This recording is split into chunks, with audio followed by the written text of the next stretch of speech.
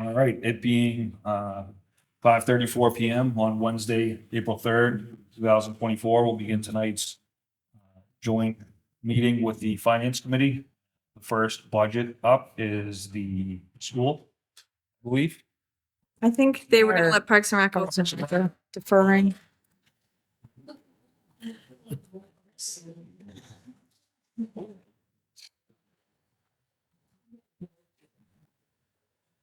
Good evening.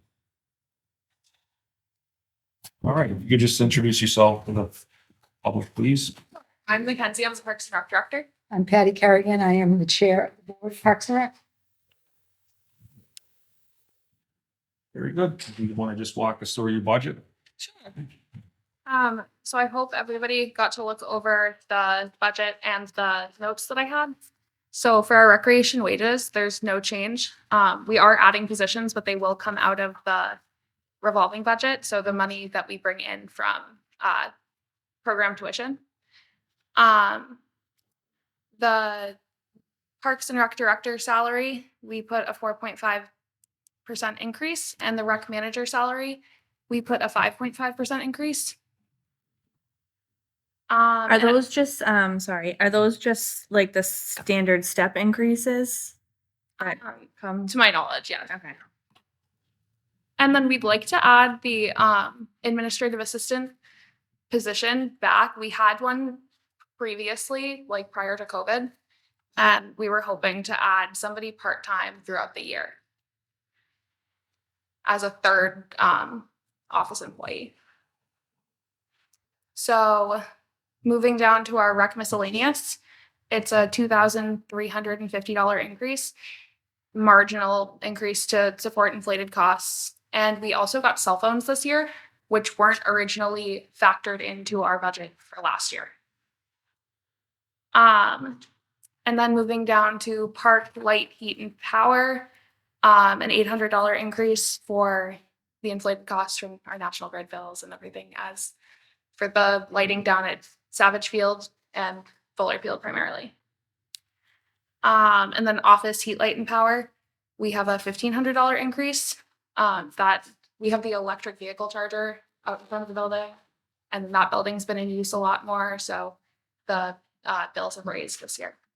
Can I ask a question about that charger? How does that work? Does it require the end user to put a card into it? It's free. It's completely free. It's completely free. And it's always used. Yeah. That's why the increase What- is there. What is it? So the Sorry. card is- Oh, I see. To whomever, like a town service.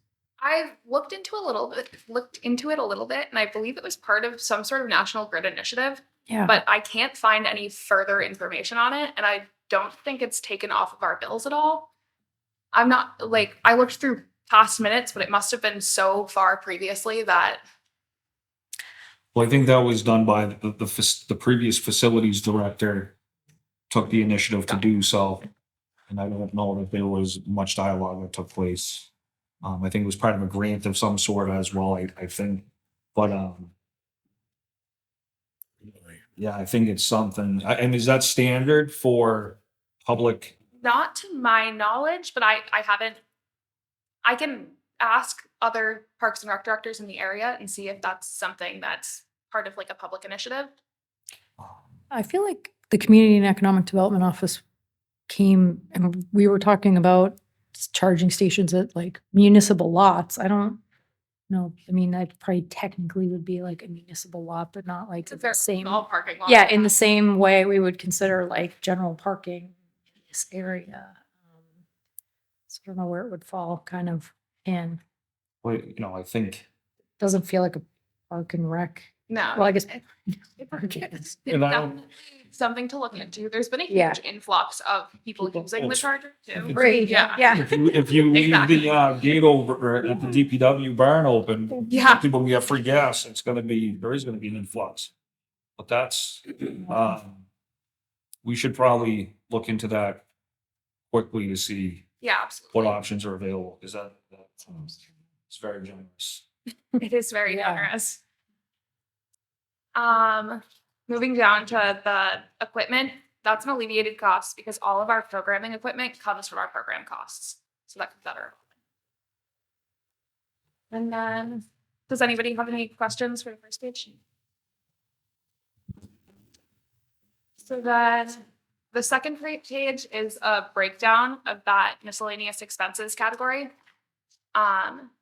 It has all stayed relatively the same as last year. Besides some minor inflated costs.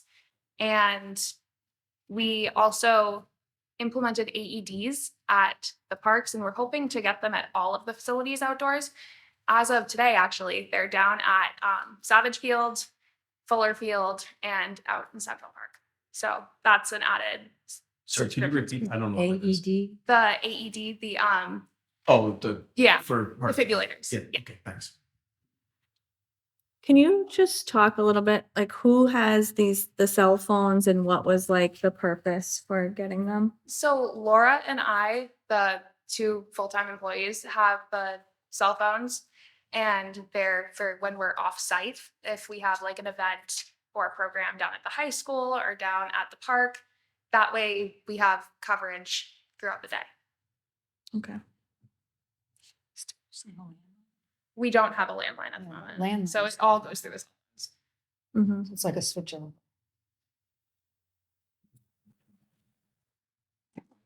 Are there any other questions for this page?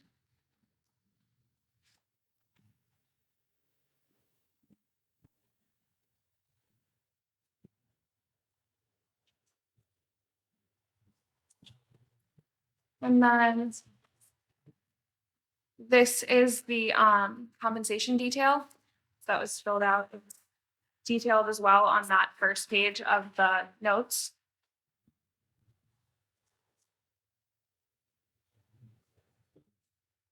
If anybody has any questions. And then if you move to the capital projects. So the Fuller Fieldhouse and concession stand improvements. These are all things that we have to talk to Brian about first. It's nothing that we're asking for money for right now. But we received the feasibility assessment last fiscal year for the Fuller Fieldhouse. And it was determined that it can be used only as a locker room space, and the concession stand is getting the improvements to be functional again, as well as the bathrooms. So we have had plumbers out there for the past couple of days actually as well. And then the concession stand improvements, we put recreation center on there as something to explore in the next couple of years. It was something discussed a little bit during open space, and it's definitely something that's high on our radar as a community need. That would be like finding a building or Yeah. like this is like completely starting. Yeah. Okay. And then the skate park, we're hoping to assess the feasibility of making improvements to the skate park down at Savage Field. And we're currently working on improvements to Carlisle Park as well. That's something that we received a warrant article for last year during town meeting. The rest of our facilities are further down the line, but I didn't want them to get, I wanted to make sure that they stayed on just as something to explore in the future. Does anybody have any questions?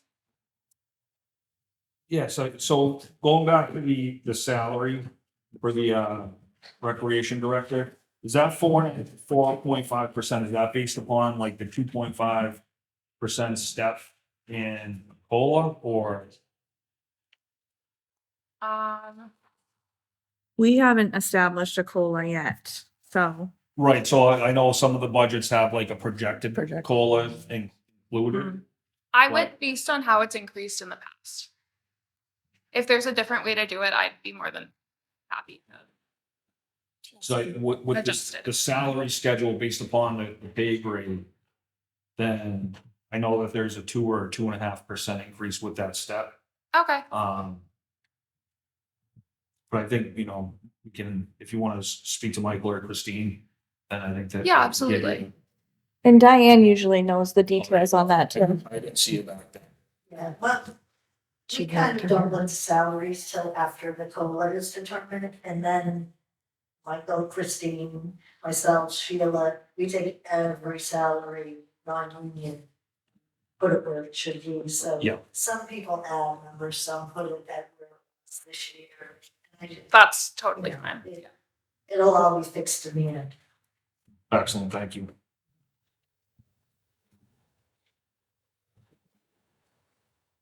Are these capital project notes like just kind of more forward thinking? Yeah. Like aside from the ones that have been allocated, just kind of like Just want to keep them on the radar for the coming years. for like planning purposes? But the ones that are earmarked for 2025, are you expecting to fill those in? We'd like to look into them. Those are things that we've already started in with 2024. So Carlisle Park. Sorry. Carlisle Park, Fuller Field, the concession stand, Field House. Are projects that we'd like to continue with. But you don't have an estimate for that. Do you have any idea when that's gonna come through? It's kind of a joint effort between us and facilities. And the work's being done currently, so it's kind of up in the air until we see how much can be done based on what's already been requested.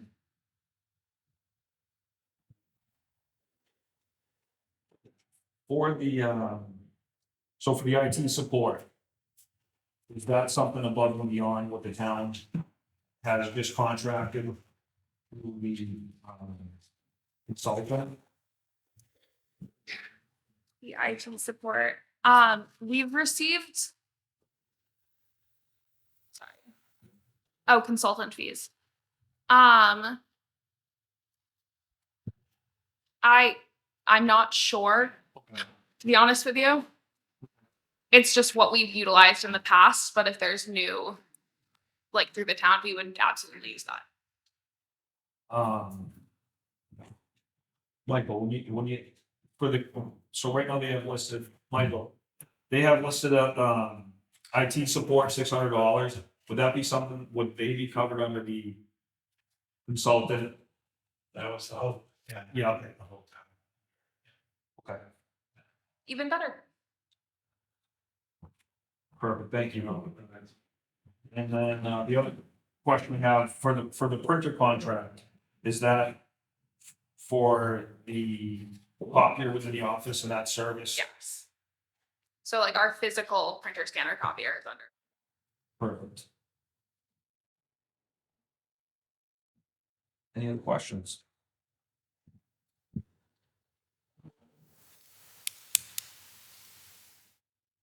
All right. Thank you very much. Thank you. Welcome. Thank you. Have a great night. You as well.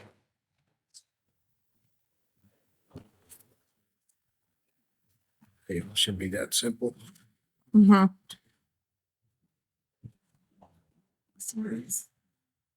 Yeah. So like, What's that? 20%. Yeah, you're the only Like, other, Hopefully. so make it quick. No, I'm just kidding. Forget their names. Yeah, Came in and it's the servers in the basement, people. yeah, snow's coming, we got a lot going on. No snow days though tomorrow. I would apologize for the senior. I know, Just feel like They- they should just come in and throw a lot in and say. true. Just the seniors. Okay. I don't have any seniors. Kind of like, I did it a bit.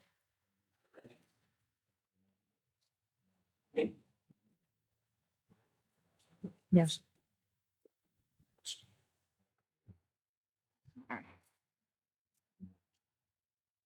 Yeah, it's kind of like a volume game. If we have.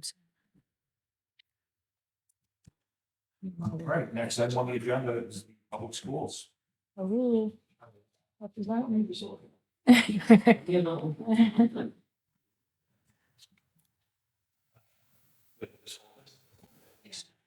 There's a handheld over here as well, if that works better for you, so if anybody wants to come to the table and speak. So this one's okay? Yeah, so it's not really projecting in here, it's just. Pretty much. Okay. All right, so I'm Steve Myers, Superintendent of the Public Schools, I'm joined by Owen, our business administrator, and we have 3 members of our board, Tina Sapantis, Chair Brendan Bailey, and Bill Connolly. William Connolly is junior. He was here to support us here. I did give you One thing, yes, for you. So, the director of CCTV had mentioned if anybody wants to speak from the seats, if you could come up to the table, because otherwise nobody at home can hear anything that you're adding. Right. I did give you all 3 handouts. One's the presentation we're going to go over. One is the line by line budget version B right now. And the third is just a handout information on the MSBA building project. So we'll talk a little bit about budget version B, talk a little bit about the project, and the warrant article about. So just to give you an overview of what we've done so far, our FY24 total budget was about $31.8 million. From the general fund, that equated to 29.138. And the note down there is that number, FY24, includes ESSER. ESSER funds, this is the last year of ESSER funds, so that's one thing. A goal for this budget is to absorb that. Our preliminary budget we came out with in November. We were looking for $33.7 million, which is almost a 10% increase.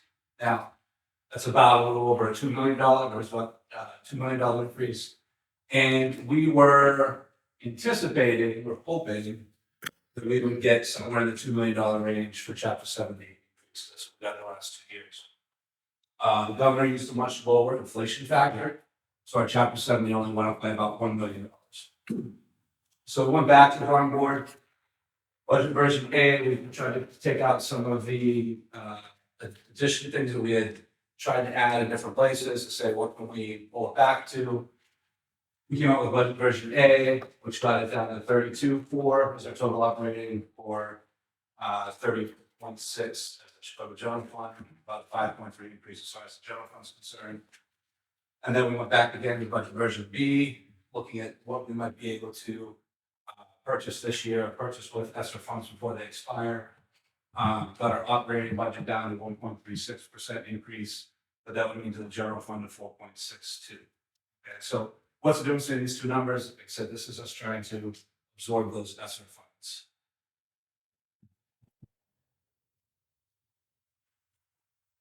So what does budget version B mean? So our general fund and circuit breaker budget would be 31,711 there. That's about a $1.5 million change. Our circuit breaker, which is one of our funding sources, which is a special education reimbursement. Anytime you have special education costs that are over 4 times the cost of a per pupil expenditure, you get reimbursed a certain percentage of those. So last year, our reimbursement that we were able to spend was about $1 million. This year, our reimbursement was about $1.23 million. So we were able to apply about $200,000 more in circuit breaker. That got our general fund budget increased to 1.345. Our Chapter 78 went up $1,060,000, which means that to fund version B right now, we would be asking for is the full Chapter 70 increase and an additional $284,000 from the town, which is basically a 2.9% increase in local contribution, 5.49 overall, figuring the Chapter 70, 4.62 overall in the general fund, 5.49 increase in Chapter 70, 2.9 from the local contribution.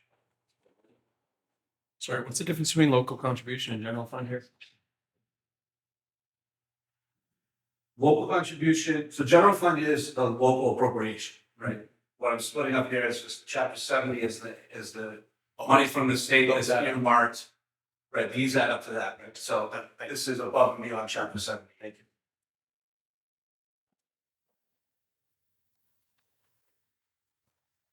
So what were our overarching goals when we set out for our budget? One, increase early college and career innovation pathways. The other one was to continue implementing our high quality curriculum with effective tier 1 supports, but trying to build in-house capacity with that. To examine our schedule at CMS to allow for more interventions while maximizing time and learning. Provide more opportunities and oversight for extracurricular programming, and creating a fiscally responsible and sustainable budget that accounts for the ending of ESSER funding. The shading on there means those were the goals, and like our preliminary budget, we felt met all of those goals. Right now, budget version B, I think we're still meeting these goals pretty well. This goal, we've made some progress, and these two goals were kind of pretty much status quo. Still move in the right direction, but not any real significant change. Assumptions in our budget. We don't know the contractual increase, we assume it to be 3%. That's not a big issue in this budget because all of our unions are under contract next year. Our vocational enrollment is estimated to be 34 students. We know that the returning enrollment should be 29, but that number has been decreasing each year since admissions change at Assabet. We have special education out-of-district placeholders. Our out-of-district placements are assumed to have a 4.69% increase that's set by the state. For private programs, or a collaborative that we're a member of, that's sort of a guide, but they're not bound by that. Our collaborative recently came out that our average increase for them is going to be 5.3%. So we did make that adjustment in budget version B. All existing staff are included in this budget. I'll get to that in a minute. And they've been moved to the appropriate contractual step. And the existing ESSER pre-staff have been moved to the general affairs. So we get it from the preliminary to version B. What did we do? In the preliminary, we'd actually proposed 10 additional positions. Given version B, we dropped that down to 5. We did have a line item in there for tutoring. We have a grant right now where first grade students are getting like live online tutoring during the wind block during the day. We're not sure the status of that grant, so we budgeted it to continue that. We eliminated that. We were able to reduce out-of-district tuition by almost $450,000, and about half of that is one placement that we were able to confirm that the student is completing their program. We looked at what do we have available with some FY24 funds in those categories. So we were able to move about $220,000 of technology projects we had budgeted for next year to this year because of some existing funds left in the technology account, and some building-based supplies. Same idea, things that we were budgeting for next year, but we looked at this year and said, we'll come buy them now, purchase them now, so that we can, like paper and those types of things, just kind of the general supplies and our general supply costs. And it includes 11 positions that were funded this year, that existed this year in ESSER, 9 teaching and or guidance positions, and 2 instructions. So just a question on that. So you've been cognizant of like how much money we have, and you've like dedicated these roles to ESSER funds, knowing ESSER's going away. Is that how you think about it? And so next year we have no ESSER funds. So what happens with those 11 people? Those are all folded in this budget. So the idea is to try to keep them. Okay. But like next year when we, right? Because This year would be, so our hope is that with the $1 million increase from the Chapter 70, we would be able to avoid laying off those positions and we'd be able to. Okay. Yeah. There's a lot of districts that aren't in that position. There's been a lot of districts, people, because when the Chapter 70 funding came in much lower, and then so with the fire. Yeah. But I think we had a pretty good plan to try to avoid the funding cliff. Okay. So what are the 5 positions? One of them is a special education coordinator. Right now we have it kind of helps us 2 ways. Right now we have a school psychologist in the middle school, who also takes on some other roles like district coordinator and things like that, which takes some of her time away from that building.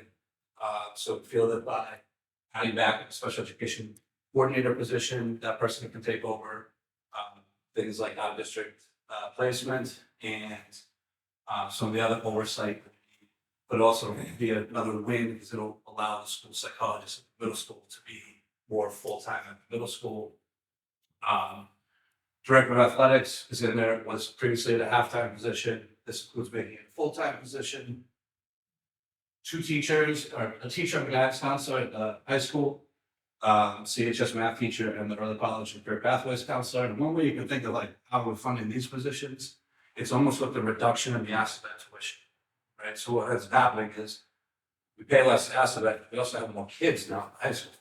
So we're adding a math teacher to balance our math classes, and then trying to add the early college and career pathways counselor because we need to start establishing some more of those now that our cities sort of play out that our students aren't really getting that opportunity for us.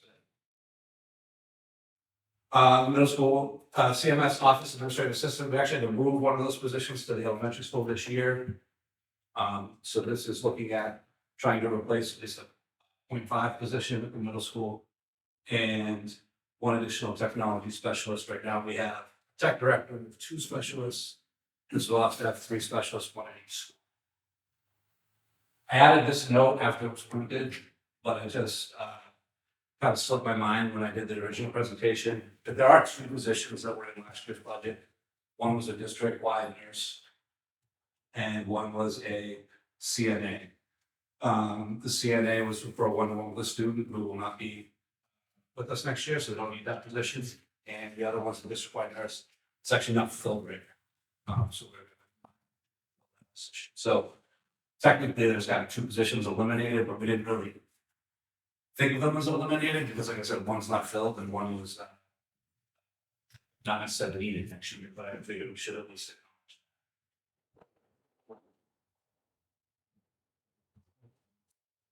So by account, I mean, I just tried to walk through some of the major accounts that have major changes. The big thing you're going to see is the SR2 or SR3, excuse me. So medical therapeutic, that's sort of like the guidance counselors, adjustment counselors that were in there. So it's not what they would be. That's sort of like the I think there's like a SLP, L2. That's what's American. The related service providers who were in SR3, classroom teachers who were in SR3 plus the new math teaching position. The school leadership one, last year, actually, we reclassified for the administrators in the elementary school from the special ed budget to the leadership budget when we had a change in the position, but we didn't reflect it. So that's more accounting for where people currently are. That's also where the halftime secretary is.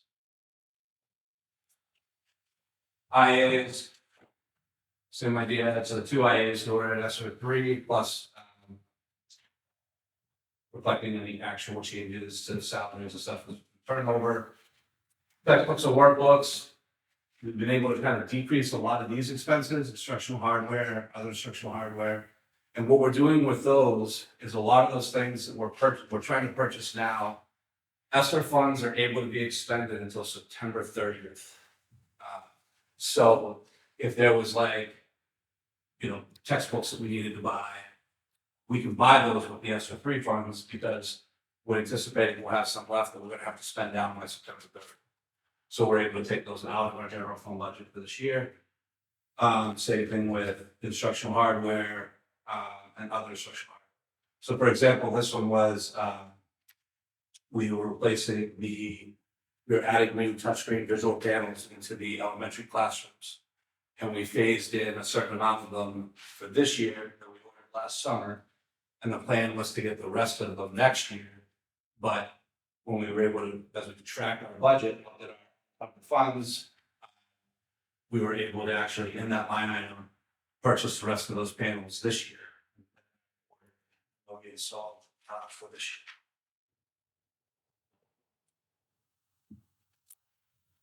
Instructional software, that's just an increase. you know, we are using a lot more software with Chromebooks these days. It's actually a lot of useful data that we're getting from them. So there's a little natural increase in there, but I think that's sort of necessary. We want to use the technology we have. Guidance, that's where the ESER guidance counselors were. Parent liaison, we have 3 parent liaisons right now in our family outreach office to help primarily with communicating with families who moved their first language, English. We started it with our very first parent liaison was actually hired through a grant we got through the Clinton Hospital. It was a 3-year grant, and that grant is now expired. So just got to try to put that in there. We removed the district-wide nurse position. That's one exit from that. It should be from there. And then transportation, just contractual increases. Contract. Athletics includes the full-time athletic director. That's not all of that. I mean, that increases everything in athletics, like I mentioned, but that's one of the big things. Increase that number. Network salary that includes additional specialists. Network expenses are down a little bit. We've been converting our student information system, so some of the things we might have had redundant, we're able to sort of phase out. Sick leave buyback. We adjusted that number to reflect our we do a survey of who was paid and retired, so we're able to adjust that based on our survey. And then obviously the tuition was way down based on the reduction in vocational and particularly in our private school tuition special ed.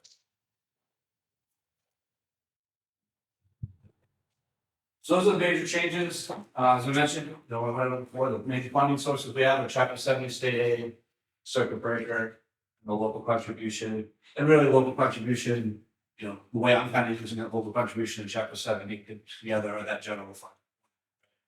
And those are our main ones. We also have school choice. We are using school, this budget does include staff that are still in school choice. We do have entitlement grants. We have about $1 million in entitlement grants. The thing with these entitlement grants, these are supplements. They have a supplement, not supplant. So we use them pretty much for the same things every year, which is reading specialists, those types of things. A lot of them fund instructional assistants. Title III is actually for English language learners, and that's where we fund most of our other parent liaisons. So it's the, Yes. those federal fund, you spend 100% every year. There's no unexpended balances. Those are the Federal funds. we get 2 years to spend them now. So we try to spend them all in year one, and then we can't either roll over to the second year. And they're kind of like level funded. They don't increase the federal. It's hit or miss every year because they use kind of calculations, but they use calculations based on your population. Typically, they go up a little bit. What we've been lucky enough is they've typically gone up enough to cover the increase, right? So if I had 10 IAs in this grant, it went up enough to cover the contractual increases for those 10 IAs. So what are our next steps? Big one that I'm waiting for, or what I'm interested in, is the House's proposed Chapter 70. So the governor released our budget, and that's what we got, the $1,060,349 for Chapter 70 increase. She used an inflation rate of 1.35. So if you a little Chapter 70 inflation talk here. In the Chapter 70 formula, the inflation factor is capped at 4.5%. So the last 2 years, inflation's been like 8, right? But it was capped at 4.5. So then this year, they're saying the inflation factor is 1.35. In previous iterations of the Chapter 70 law, they were allowed to sort of kind of make up for that underinflation the next year. But when they redid the Student Opportunity Act, it was something that was sort of, there was a slight change in there that they're saying that they can't do that. So that's one of the big pushes that they're looking to do, is to try to see, can they adjust this inflation rate? One, in the budget handle it, two, where they can make it so that, it's acceptable or do so. For example, like I said, we were hoping to get about over $2 million, and we got a little over $1 million.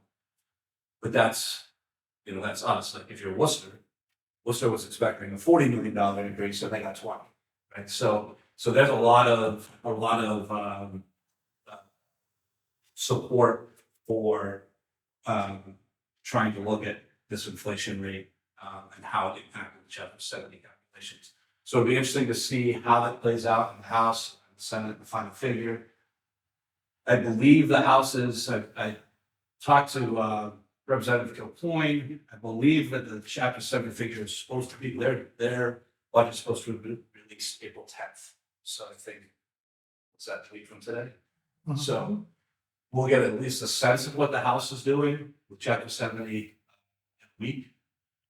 And then obviously we're going to get feedback from this committee to see, what your stance is on sort of what we have on the table right now for budget meeting. And then we'll continue to adjust salaries and tuitions and everything to reflect actuals as other changes. So, find out someone else is retiring or someone else is leaving, might make those adjustments, or same thing, that the student is no longer going to be an obvious replacement. Those types of things will continue to monitor those changes. Excuse me. So what's the net of the school choices in and out? I didn't bring that sheet with me. I believe the net is still a deficit, meaning that the town is paying more out than it receives there. They're fairly close Well, 450 in, in. and I forget what it is out. So you don't know. Is there any one town that sends more in than other towns? Most of our receiving is Leominster. Leominster. That's where we receive. Is there a particular reason for that? I don't know offhand. I mean, I think there's, I think a lot of our school choice, from what I see, tends to usually be more students are in the system. Maybe their parents are renting and their kids are in elementary school, and now they buy a house and buy a house where they could, wherever they could find what they could afford, but they want their students to stay. That's what a lot of our school choices is. Students actually are moving out and continue to stay in the system. So were we at a plus at any time? Not since I've. Many years ago. Maybe back when the high school and the elementary school were freshly built, sometimes the new building helps. It's like school choice figures. Just sneak it in. Just say, solidly. All right. So that's all I really have on our budget. It's a high level overview. The line by line there. At the end of the day, I think 2 years ago, I believe when we got a large Chapter 70 increase, we asked just basically to have the Chapter 70 sort of pass through, and that was it. I think last year we actually asked for even less than the Chapter 70 because we said, we know we're out of position, so you need to keep some for health insurance costs. So this year, right now, our budget, we're asking for Chapter 70 plus about 280,000. I don't know how the town's budget overall is shaping up, so that's where we get feedback from you. And I think in combination with what's going to happen once the next round of the state budget too, because if they increase that, our Chapter 70 goes up 200,000 as well. Great. That'd be nice. That'd be great. So, so I think that's, I don't think we're not only trying to absorb the ESSER positions here, we're still trying to move forward in certain areas. So I think that, we're in a position where we're not going to hit a funding cliff like that. I will say one other thing, school choice, we do spend right now more for school choice than we bring in. We're spending at a deficit in school choice because we did have a large balance. That's our next plan. That's our FY 26 plan, would be to try to, we should get another big bump from the Student Opportunity Act. The goal is to try to get as much staff as we can out of school choice. Because we'd like to build that up a little bit, because there's only going to be 2 more years of Student Opportunity Act, and we'd like to have school choice to help with the funding cliff you could be looking at in 8. So we're trying to, there is sort of a plan to try to piece things together. The 1.35% inflation kind of threw a monkey wrench in it a little bit for me, but hopefully we'll see how that goes. Anyone have any specific questions on the budget for me, or do you want me to just keep going with talk a little bit about school and then? Yes. School committee, are they in sync with what you're doing? Do they agree with what you're doing, or is that not a fair question to ask? I believe so. We keep moving forward. Yes. Okay. I think it has to go through school committee, right, before. Yep, we walk Yeah. everything through so that they've seen all those, when I talk about all those iterations of preliminary, version A, version B, we do all those, talk about those. And actually Monday, the 8th, we're required to have our own public hearing. So actually Monday, the 8th, our school committee meeting prior to that is our own public hearing. If anyone from the public wanted to come talk to us about to advocate for anything. And then at that point, you know, kind of satisfied like this meeting and that meeting. And it's a matter of just us making the numbers work. Trying to figure out.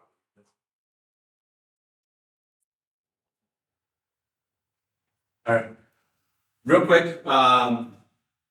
So the middle school MSBA project. So right now the project that the preferred schematic that was moved forward to the MSBA that is going to be brought forward at the MSBA Board of Directors meeting on April 24th. Based on the next slide, I'll check that date. Is to build a new building, 136,000 square feet. The proposed would be grades 4 through 8, along with 700 students. It would be built adjacent to the current building in the middle school fields. Some of the, you know, when we were looking at all of this, there's some big picture stuff that went into it, but part of the idea of moving grade 4 back to the middle school was to try to address sort of the current population size of the elementary school, but also opening up some space to expand pre-K. I think if you heard like the governor's State of the Union or anything like that, you know that expanding pre-K is something that I think is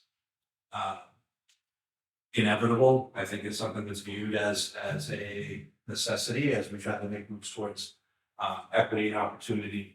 And I think that that's something you're going to see coming down. So I think it's kind of hopefully timing up right so that we would have space to service all of our pre-K population. The concerns, some might have concerns about 4th grade going back up there, but I'd say that this building was designed intentionally to have 4 through 8. So basically you have one wing that's the 4th and the 5th grade, and another wing that's really 7th and 8th grade. The sort of 6th grade has got one little swing in the 2nd floor. Okay. So it's trying to kind of keep build that way. Another thing, when I first came to the superintendent, 4th grade was up at the middle school. One of the big complaints we heard was there wasn't a lot of sort of like developmentally appropriate stuff for 4th graders. Like there wasn't really like a playground, those types of things. This building would have a playground. It would be built age appropriately for those grades. I went to the middle school in 3rd grade. You would. I should have. Yeah. Yes. The other thing is building it next to the current building. One of the big things that came up was the level of disruption. So by building new right there, essentially, all the construction manager interviews we had to go through and everything, they're comfortable with, they'd be putting up sort of a construction wall. It'd be on the gym side of the middle school, so there's not really windows or classrooms there. And you'd be building on that side, which would allow essentially school to continue uninterrupted during the construction process. Any type of renovation project would require most likely some sort of like modular classrooms, shutting down the wing and trying to, half teach in this wing while they're working on this wing and that kind of stuff. So that was a concern that was brought up, was sort of a disruption to the students.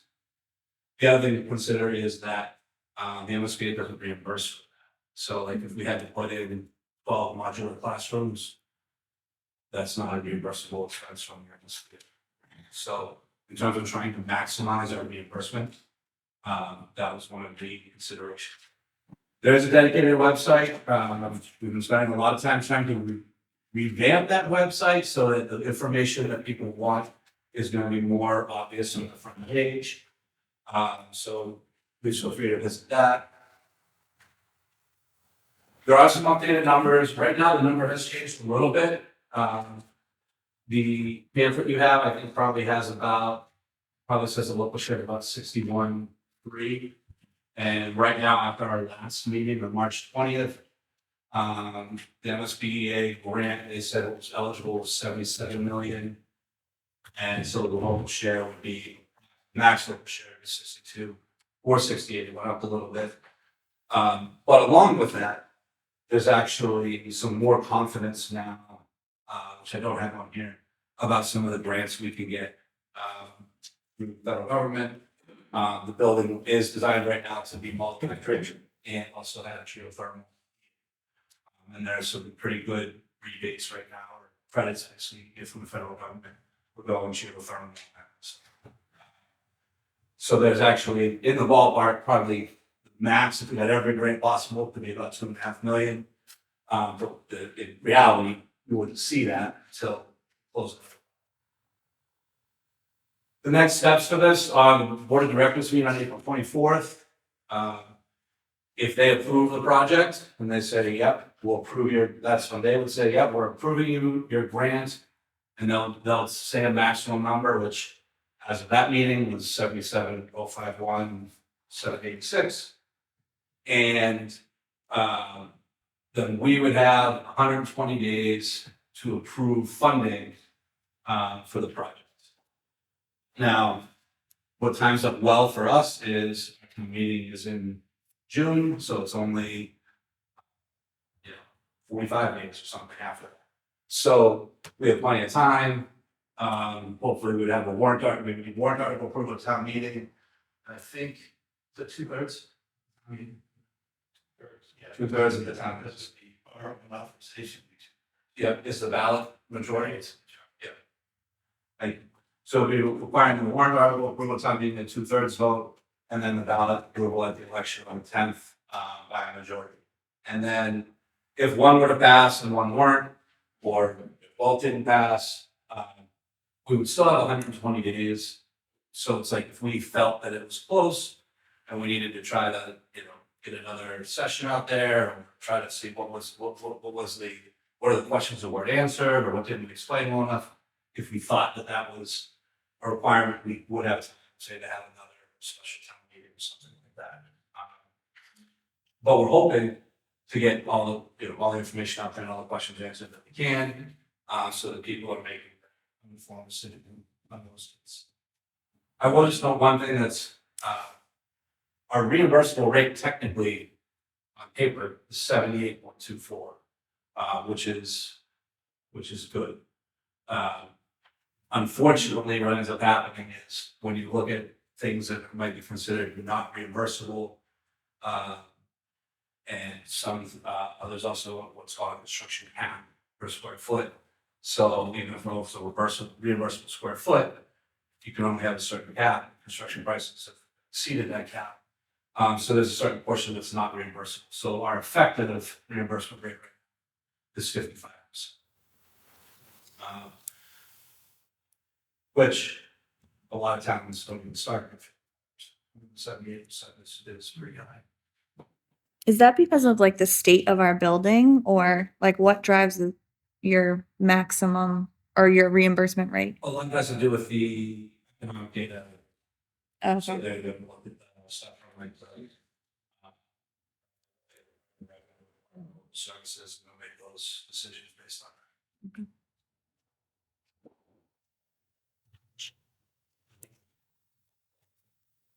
So in short, I think we're getting to the point where if there were a yes vote, it would be approving the construction of a new middle school and acceptance of the MSBA grant.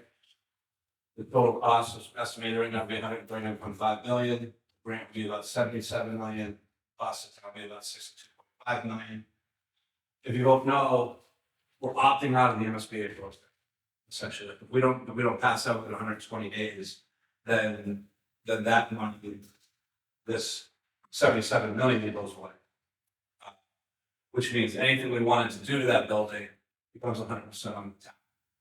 So that would require us then to start looking at repairing an existing middle school as is. So not approving this project doesn't cost us anything immediately, right? Because it means that we would have to come back at future town meetings and say, we're looking for, X amount for the HVAC system, X amount for the roof, and kind of go back and start piecemealing some of these projects together. One of the things that they have to do as in the feasibility study is what's called base repair, which means they inspect the building, they look at the existing conditions, they send it to estimators, and they come back with a number, what's called base repair, which means just getting the building back up and ready for useful life without any improvements. That number came back at 101.56 million. Now, 101.56 million, like I said, is sort of, they're putting a lot in there that people might not care, right? Like that, some of that includes like making sure we're up to energy code. Some people might say, well, I don't care about energy code right now, so just what's it take to have school, right? So we tried to have them break it down a little bit, and said, can you go through this and say, what are the must-haves? So they kind of took another stab at it, and they sort of they dropped it down to 75 million, saying that last, 26 is probably getting the things that might be more cosmetic, or more things that you could kind of push off. But it's still, the number they came up with was more than it would cost for a new building. And I'd say, even if you don't believe this number, if you take half that number, it still makes sense to spend this much money for something that's actually going to be an improvement, improving the educational experiences, as opposed to just, one of the things we heard, and I know Mr. Bolas lives it every day, is you've got the, the rooms where you're going to walk through a room and all those kind of things that are just, not, nothing you can see in school these days. And this side we're not even talking about fixing that stuff. We're talking about fixing systems and codes and that kind of stuff. So, so that's, I'm not, I was trying to give this disclaimer. I'm not supposed to advocate for people to vote one way or the other, and I'm not trying to, but I am just sorry, but we did pay to have a feasibility study, and I think it's important that we share the results of the feasibility study. Yeah. When we're talking about opting out, is that at the end of the 120 days? Not at town meeting? Like if the town votes no at town meeting, are we opting out there? Or do No, we would have I guess a better way to phrase this would be if we do not get a successful vote within 100 days, then we would be opting out. So we could have a second chance if we need. Yep. If for some reason it didn't pass at town meeting, would it still go on the ballot, or would we have to have like another special town meeting before the ballot happens? I think it would still be on the ballot, Already be on because it's the next week, so the ballot's already. and it doesn't matter the order. Doesn't matter, but you need both. We need both at the end of the day. So if it failed at town meeting, but then the next week it passed the ballot, Yeah, you'd have then we to. might have to have another meeting, but we wouldn't have to have another election. Okay.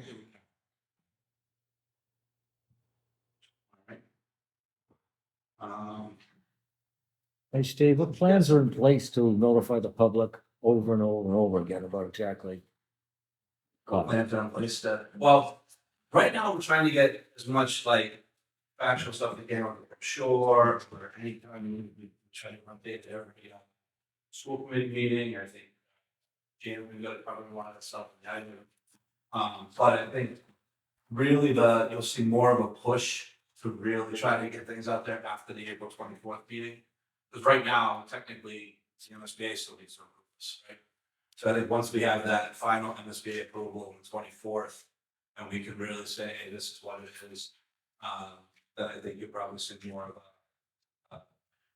and at that point, honestly, at that point, I might step back a little bit because I think there's some other groups that are gonna take over because at that point it becomes a little more of a political issue. It's not just the facts, it's also sort of people stomping for a cause. Yeah. And we also have a training coming up. I know that I think one of the stores shared it, but if you can make it, if not, we'll get you guys the notes, but it's from the Attorney General's office, so it is about and obviously campaign and political finance to just review with elected members, like appointed officials, like what are they do's and don'ts? Can you do as an elected official? You can't do as an employee. So we want to make sure that we follow those guidelines. Dr. Myers, so Yeah. on the essential repairs, the last presentation that I went to, the figure was 1 million.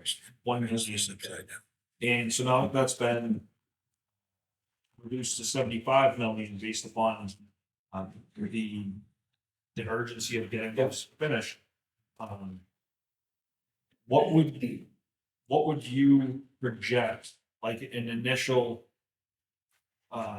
request from the town for the beginning of completing those repairs or whatnot? Is there going to be discussion? In my mind, I think the first two things that we need to get addressed would be the HVAC system and the roof, right? And one of the things you said is that you never want to. Tumor was on this board, and he would say, you don't want to start with the roof, right? Because otherwise, everything else is just wasting money. But we put a coating on the roof probably 3 or 4 years ago that was supposed to last us 5 years, and we did that because we knew that we were kind of in this pipeline and we want to see where things would go. So we know that there's sort of an expiration date, right? So that's probably the type of thing that we can start having design and look at. But the roof at this point, there's been so many layers of patches, this and that it's pretty much ready for, it's going to be like a rip off and replace. It's not just going to be another layer. Wow, this is a ton of layers. The HVAC, those boilers in there are antiques. I mean, they're the original boilers, so they're almost 50 years old.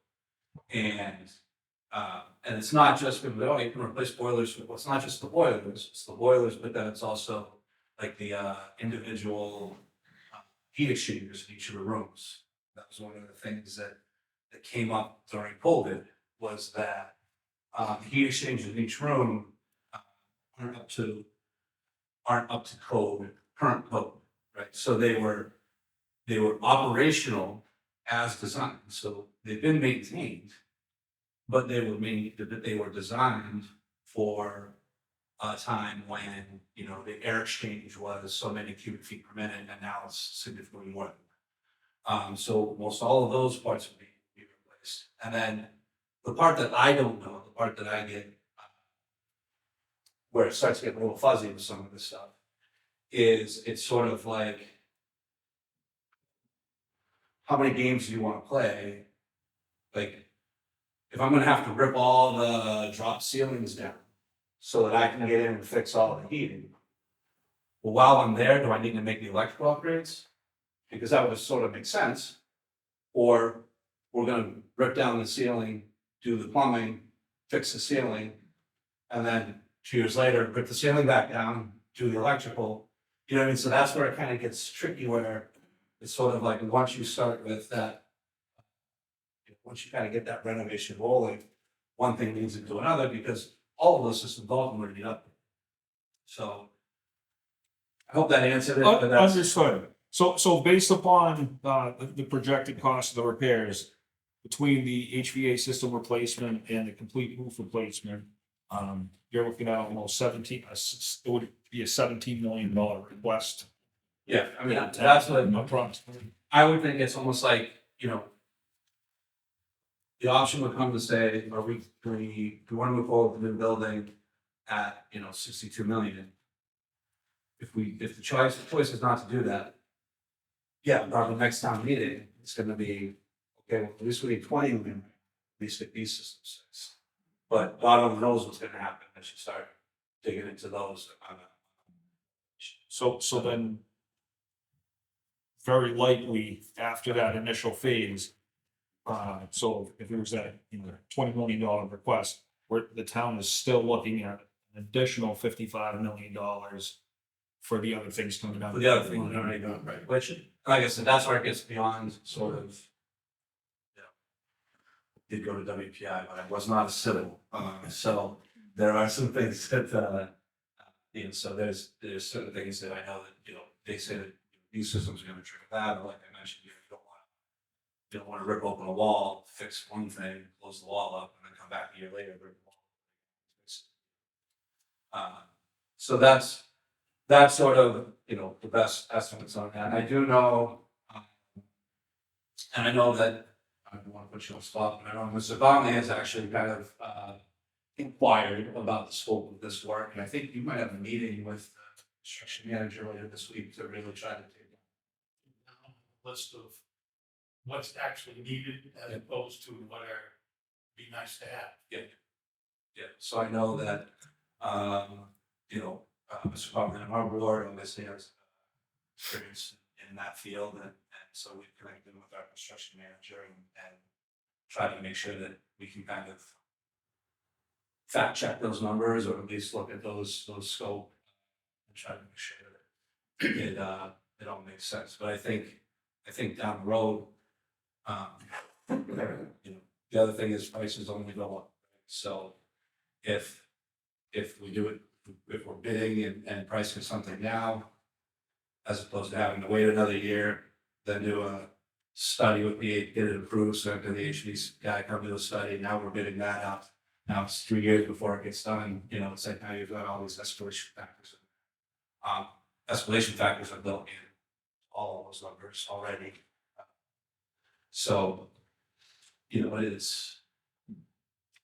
I think one of the things to look at too is that number for the HVAC replacement and the roof replacement wouldn't include the required code upgrades because of the valuation of the building versus cost, so that's an additional. Right, there's a code upgrade. $3 million. $3 million upgrade. That's why I think in my head, I thought at a minimum it's 20 million to come right back at us. The first go round, and then even then they might say, well, it's more because we put these new systems in, the electricity they use, we're gonna have to upgrade the service and that, so I don't, like I said, that's where it gets a little. Based on conversations that I've had with people who have approached me about this, there seems to be this impression that it's either a new school or it's status quo, right? Where things are gonna stay the same, and that's unrealistic. That's not factual. There are going to be significant costs associated with not approving this. I mean, we have a portable boiler system that we've actually, I don't know if you ever purchased it yet, but I know we've rented it in the past. That we have plumbed into that building. Because basically when those boilers go, it is a long time to fix anything, because you can't just go get the part, right? You're like hunting it down from someplace or whatever. So we actually, one of the things, just to make sure that we could, have school the entire winter, one of the things we're doing is we have a portable boiler that's ready to go. It's not going to be perfect, but it would be something that would allow us to keep school running. So I think it's like those are the types of things where they're really kind of limping on their last legs at this point, and I've heard some, and to your point, I've heard some people say things like, well, it's a shame that they weren't maintaining the building or something. Like, there's two ways to look at that. I mean, I think what some people have said, and I think was sort of revealed in the COVID study that we had to have done on air quality, is that it has been maintained, but it's either wasn't built to the current standards, or it's just old. It's 47 years old, the boiler, and you're beyond the usable life. So the fact that we managed to get 47 years out of it, someone's been taking care of it or doing something with it, but there's a point where you just can't get squeezed anymore. And I think that's the thing. So I feel like, sometimes it's the opposite, where I feel, I think sometimes over time, our custodial staff has done some amazing things to try to make things. But it's also true that in tough budget years, one of the things that gets cut is preventative maintenance. So, so I'm sure there's a little mix. But I think that, I don't think it's a factor where it's, negligence. I think it's the fact that it's a 50-year-old building. And a lot of those systems have their place. Mr. Chair. Just to be crystal clear, like, so these tier one upgrades primarily are just all to the building. None of these costs are associated with the upgrade in educational space, or I know the building has a lot of designs related to safety. There have been incidents at the school where there has been some safety concerns that is not included in tier one upgrades. Right. Those are just building, like Band-Aiding Fixing classrooms, we're not changing walls, we're not, it's just. or any safety precautions. Yeah. Thank you. Any other questions? You did a great job. Our timing, we have one more meeting next week on budgets, and then we'll probably get together again. So maybe like after April vacation, we would have more Okay. feedback. And I'll get into one of the next house numbers, see how that goes. Okay. And then, let me know and we'll. All right. Thank you. Very much. Thank you. So I'll accept the motion to recess for 5 minutes. Yes. So moved. Second. Favors. Aye. Next one.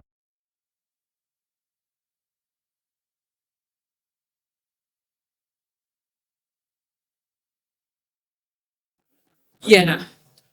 We're On gonna the begin, drive. restart Yeah. our select board meeting. I thought I did. We're gonna restart our select board meeting. Order. Oh. We're gonna restart our select board meeting. Thank you. All right. We're gonna restart our select board meeting.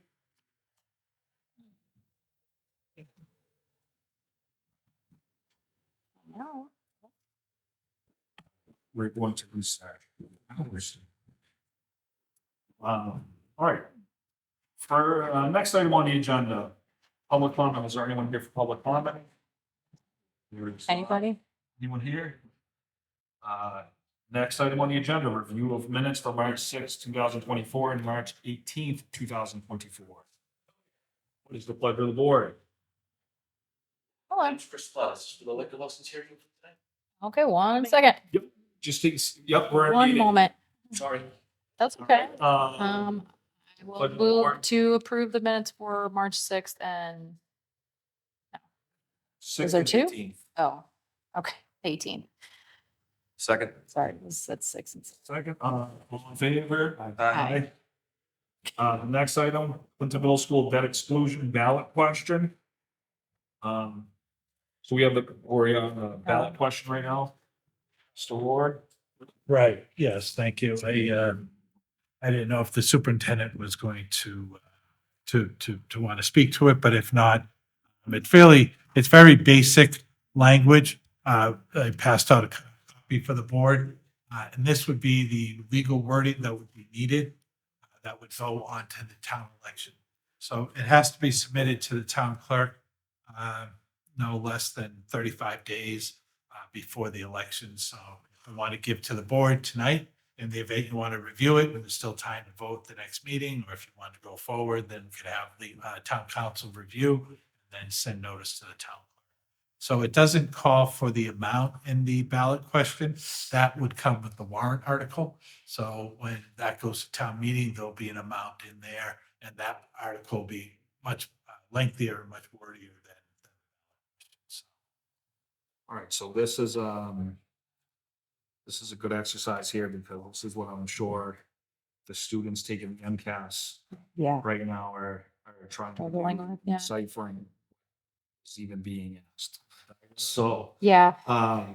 so shall the town of Clinton be allowed to exempt from the provisions of position 2.5, so-called the amounts required to pay for the bonds issued in order to construct a new middle school?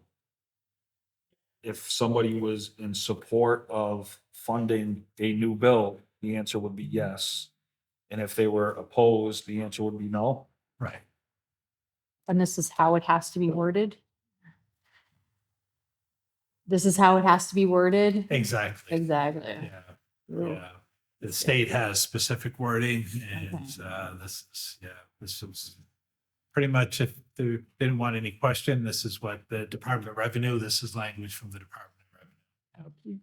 Mr. Chair. Sure. I mean, you can change, I'm sorry, Mr. Chair, you could, the description of the project, if you want to change the description, it just says to construct a new middle school, you can change that title around, but in terms of the rest of the wording, that's pretty standard. I wouldn't want to complicate it more. Some ballot questions underneath the ballot question have a little bit more description to kind of talk more plainly and get away from some of the legalese. So you leave this in there, but then immediately underneath it, you just explain in more Layman's terms.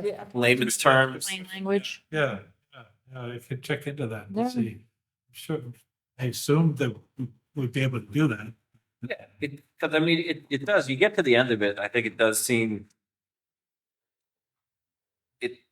Mhm. You know, I would assume voting yes, but it's just, it is a little wordy and like, you know, allowed to exempt and like, you know, I think if it's possible to just put a couple sentences or a short paragraph in there that says like, you know, that a vote yes for this would allow the town to blah, blah, blah, blah, blah, in order to build a new middle school, which is kind of what this is saying, but it'd be something that would just say a little bit more plainly. Could we, I don't know what the board's, feeling on approving this, contingent upon any you know, if there's anything additional that could be Right. included. Yeah, I'd be fine with like approving this, but I just with the ask that we pursue to find out if we can put some additional explanation like underneath it on the back. Sure, so if the board did want to approve tentatively go forward with this, then we'll have town council, A, review this wording, and B, to come up with language that can be added for some explanation. Okay. Yeah. Perfect. And then I can report back to the board at the next meeting. Excellent. Mr. Chair, I make a motion that we approve as presented the language for the Clinton Middle School proposed ballot question. Second. Any discussion? There being none, all in favor? Aye. Very good, thank you. The next item on the agenda, issuance of new liquor license public hearing for 280 High Street Mini Market, Incorporated, doing business as Family Meat Market with Vanessa Aguirre de Silva as manager of record. Like, please do. Yep, you can come right to the table and just please introduce both of yourselves. Hello, my name is Christopher Flood. I'm an attorney from Marlborough, and next to me is Vanessa Aguirre de Silva, and behind is her husband Ronaldo. And they're the owners of the market at 270. It's actually, I think it's 270-280 High Street. It's just down the street from me here. And they're requesting an all alcohol license to be issued. We had submitted the forms required by the ABCC, paid the fee, and with that, we had the Corey applications, those were included. Proof that they have the right to occupy. I think we sent you both the commercial lease and an assignment of that lease from the property had sold some time back, so we made sure that was updated. There's a floor plan that'll show you the entrances and exits of the building. You might see if you look on that plan that there's a section for both refrigerated alcohol and then a section for non-refrigerated alcohol. They'll have storage in the back, which is in a locked room, so that you'll have to walk around. You actually have to walk through just beyond the deli counter and around a corner into the room to storage. So that's all completely separate from any of the customers or from the general public. They cater to mostly a Brazilian and Spanish clientele and customers. Most of the products in the store are of Brazilian and Spanish origin, so that's a lot of their customers. So they're going to have a relatively small selection of alcohol, just enough to cater to the customers that come and shop in their store. So if you look at the plan that they have, it's a pretty small section. Probably a few different kinds of beer and told mostly Brazilian wines and maybe some rum. So it won't be a large selection because we do know that there's a liquor store across the street. So we don't think that will in any way affect their business, mostly because the clienteles are different. They are a much larger and wider selection. And this is going to be very limited for what they'll do, mostly because of space and because of their clientele. They're going to try and cater to the products that many of the Brazilian people and the Spanish people that live in Clinton buy. Very good. All right, so where this is a hearing, go through the formality of, is there anyone here to speak in favor of the applicant? Okay, there being none. Is there anyone here who would like to speak in opposition? There being none. So we'll close that portion of the hearing. Are there any questions from the board? Mr. Chair. Michael, how many of these do we have left? This is the last one. This one was created as a result of the town population increasing with the 2020 census. So we ended up acquiring an additional all alcohol package license. So So this is a package license. So would this affect something for a restaurant? no, it's only for the package. It can only be used for store sales. So I know there, it wasn't, widely known that this was available because we were out of them until the population changed and it increased. Several of the other establishments in town that were beer and wine went for special legislation to become all alcohol. I don't know if there are others that were, that would have said they may have been interested in doing that as well too. They would still be able to go through the town meeting process if they so choose, but I think this applicant had done their homework and contacted the ABCC and found that it was available. So it wasn't as though we weren't advertising it. I think they had researched on their own and found it out and then applied, and the board's obligated to hold a hearing once you receive an application within 30 days. So. Very good. Any other questions? One question that I just had, Mr. Chair, just to clarify, I think from the testimony here was the application states 270, and I think you had mentioned 270-280. Is that all one a connected building, or are they separate?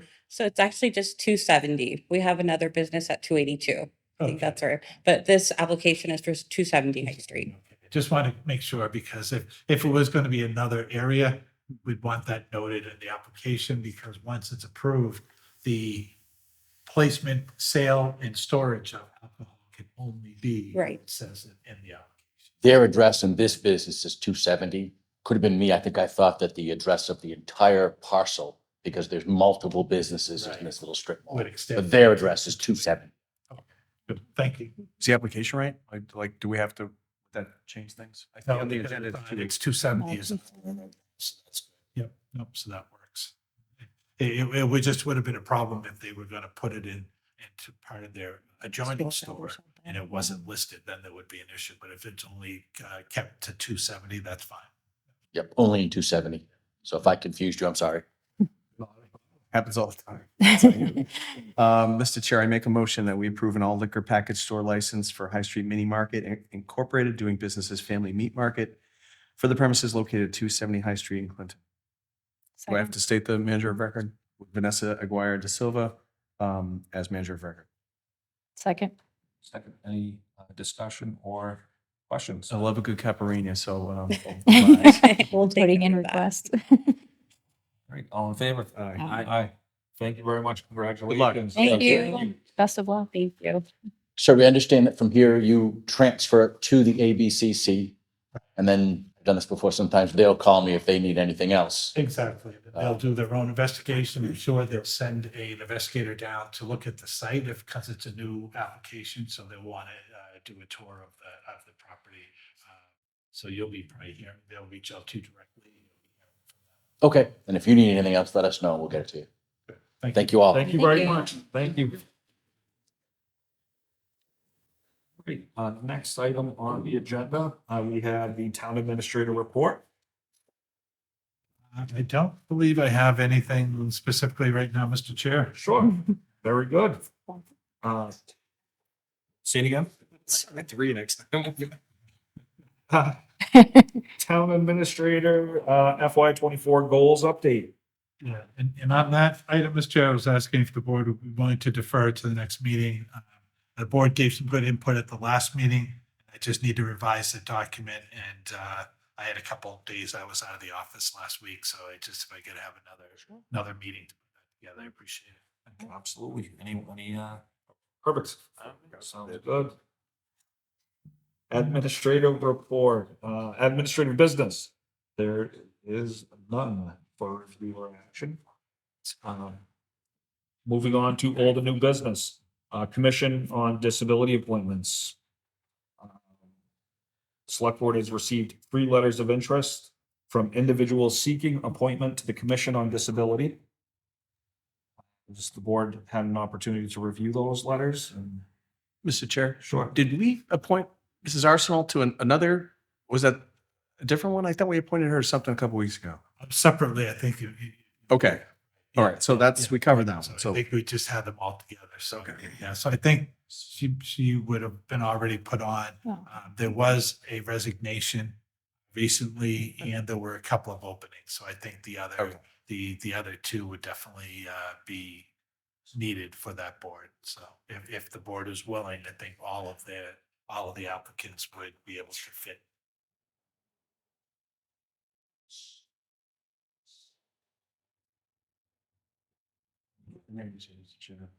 Mm-hmm. 60. Very thorough. Page 60. Page 60. I'm on page 93 right Oh, now. So, the way on that. the P. Here we go. Did you overshoot it? Mr. Chair, I move that we appoint Cheryl White of Ridgefield Circle and Harry DeShane, address, but Chestnut Street, to the Commission on Disability. Second. Any discussion or questions? Yeah, I want to thank both of them for stepping up the thoughtful letters, and I'm encouraged that and hopeful that they'll be good members of this terribly under staffed board. Any other discussion or questions? There being none, all in favor? Aye. Thank you very much for volunteering. Thank you. And next month, Mr. Chair, we'll be kind of starting the annual review process again to send out notices to people that are up this year on all boards. So certainly, again, I hope if people in the community are looking to get involved, if they could stay tuned, then there'll be more openings for appointments for July 1. Excellent. Thank you. The next item, posting of meeting minutes. I was looking for meeting minutes from a board the other night, and I had noticed just going through that there were no updated postings from the few meetings that they've had since the last posting. So I kind of just started going through some of the other boards and committees and found that there doesn't seem to be a lot of regularly posted meeting minutes. And this board also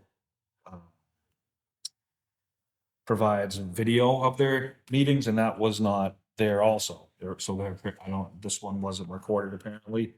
But I think it, warrants a discussion again to kind of go back to, we've talked about boards that are appointed by the select board. We at least start there to begin recording them. And then that kind of takes some of the pressure of posting the meeting minutes, although it does not absolve them from posting meeting minutes. But at least if someone wants to keep tune in, they have that opportunity to see what was discussed, because at this point, we're kind of in the dark. So I don't know if. Mr. Chair, I know the cable committees talked about letting with renewal of appointments coming up, letting current members know that we were at the turn of the new fiscal year. Correct me if I'm that this was going to be the plan, to give them the option if they were uncomfortable with that. You know, they've got a little bit of runway to move along. I'm not sure which one you're talking about. I know the Conservation Commission, we do meet via Zoom, and I've seen meetings because I did some catching up. And I'll talk to Mark. I think the chair of that commission has forwarded these meetings to the cable people. I don't know if they're on the YouTube or on TV, but they do exist, and I think there's just been some kind of disconnect there. I can only speak for that one. Sure. You know, do we, go ahead. No, I was just gonna say, just to follow up on that, yeah, at our last cable commission meeting, we didn't decide at that meeting, but we talked about very soon that we would recommend filming of, at least starting with, because there is, as we know from the last couple of years, some boards are very much opposed to having their meetings filmed. I don't know why, but they are. But we talked about at least insisting that the boards that are appointed by the Board of Selectmen are going to start being filmed, and their meetings are going to start being cataloged. And whether, we still have to talk with our director of the cable public access channel to see if, you know, do we have the ability to live stream them, or are we just going to film them and then put them onto the website for people to view as they see. So we have to work that stuff out. But to your point, we are moving in the direction of beginning to film all meetings that are from boards that are appointed by the select board. So we should be sending something out to those board members, just letting them know, because if they do have if there is a comfort factor or uncomfortable factor of being filmed, you know, we just want to give people the heads up. We don't want to just all of a sudden show up with a camera and start filming the meetings, but just to let them know this is coming. And I think in general, I don't see this stopping at just the boards appointed by the select board, but I think that's just where we're going to start for now.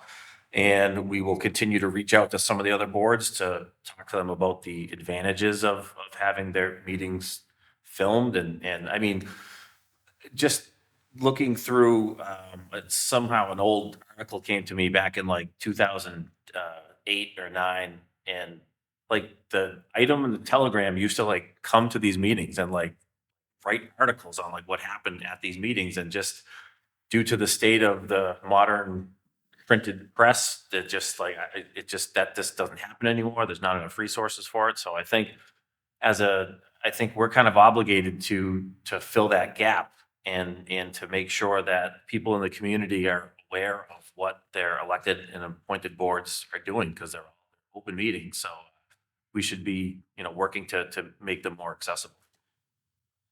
Agreed. So what do we think about for our next meeting, maybe putting something formal together as far as the boards that we're referring to that are appointed by the select board, Yeah. and then maybe putting forth a formal vote to begin as of July 1st?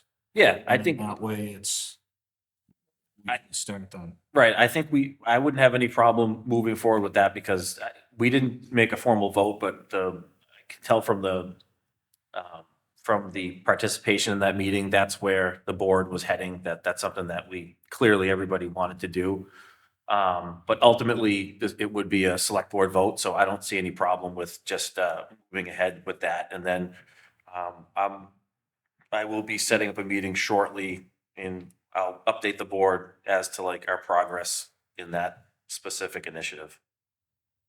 Can I just ask one question? So I get the texts and the emails with all the agendas. Typically on a lot of agendas, one of the first items of business is approved meeting minutes. So are they just like, where are they? Like in the town clerk's office? The minutes, Yeah. probably most of them are with those departments, with those boards. You know, some people do report to the town clerk their minutes, but most of them, I think, are kept internally. So they like do minutes. Well, or it could be not to speak for the other boards. Yeah. It could be a standing item, and they could say, you know, just like public comment is a standing item on our agenda. So they're we may not have- actually be approving. It's just never gets taken off the agenda because Yeah, it's not going to on the Yes. template? That is a speculation, but Okay. I just feel like almost every single one I say says approve meeting minutes, but then, like, so I'm wondering, like, what is the barrier? Like, are they approved and they get submitted to town clerk? Are they approved, get submitted to town clerk and just don't get on the website? I just am curious to where they are, if they do exist. We can ask them. Yeah. And look in to see if people can submit them. I don't have access to them, so. Yeah. We can check to see which ones do report to the clerk, but I don't think all boards are doing that. So we Okay. have to reach out to boards individually and ask that, if they are going to be put on the website, then they would either be sent to our office and, Andrew could coordinate with that, or the town clerk could do it. They have access to do agendas, so they could put them up as well too. So. Or update their agenda if they're not doing them.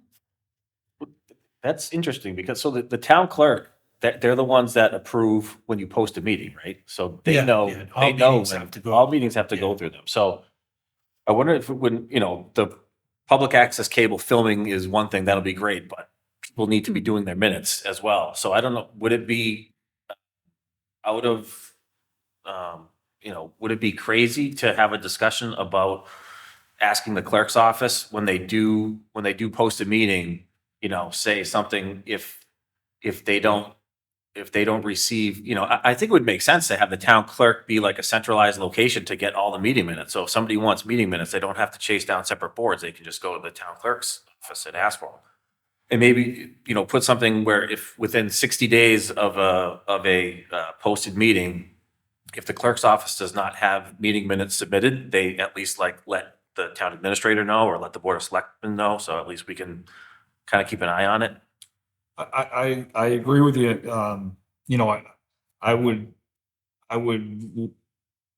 my recommendation would be to utilize the website that that where you can get the agenda on the website. There's Yeah. also the same location. So at least at that point, it's visible, to anybody. And that's how you can see that there's no meeting minutes there.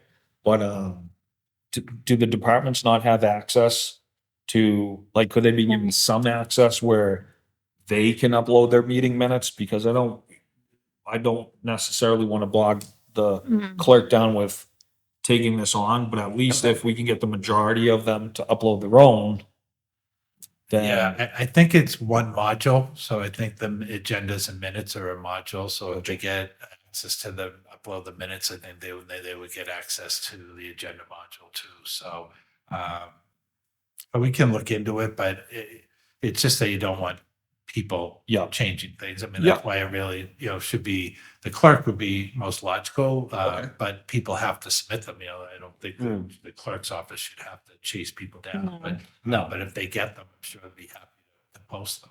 I guess I'm just like, if people are doing, if almost every agenda says approval of meeting minutes as the first item, like, where are they?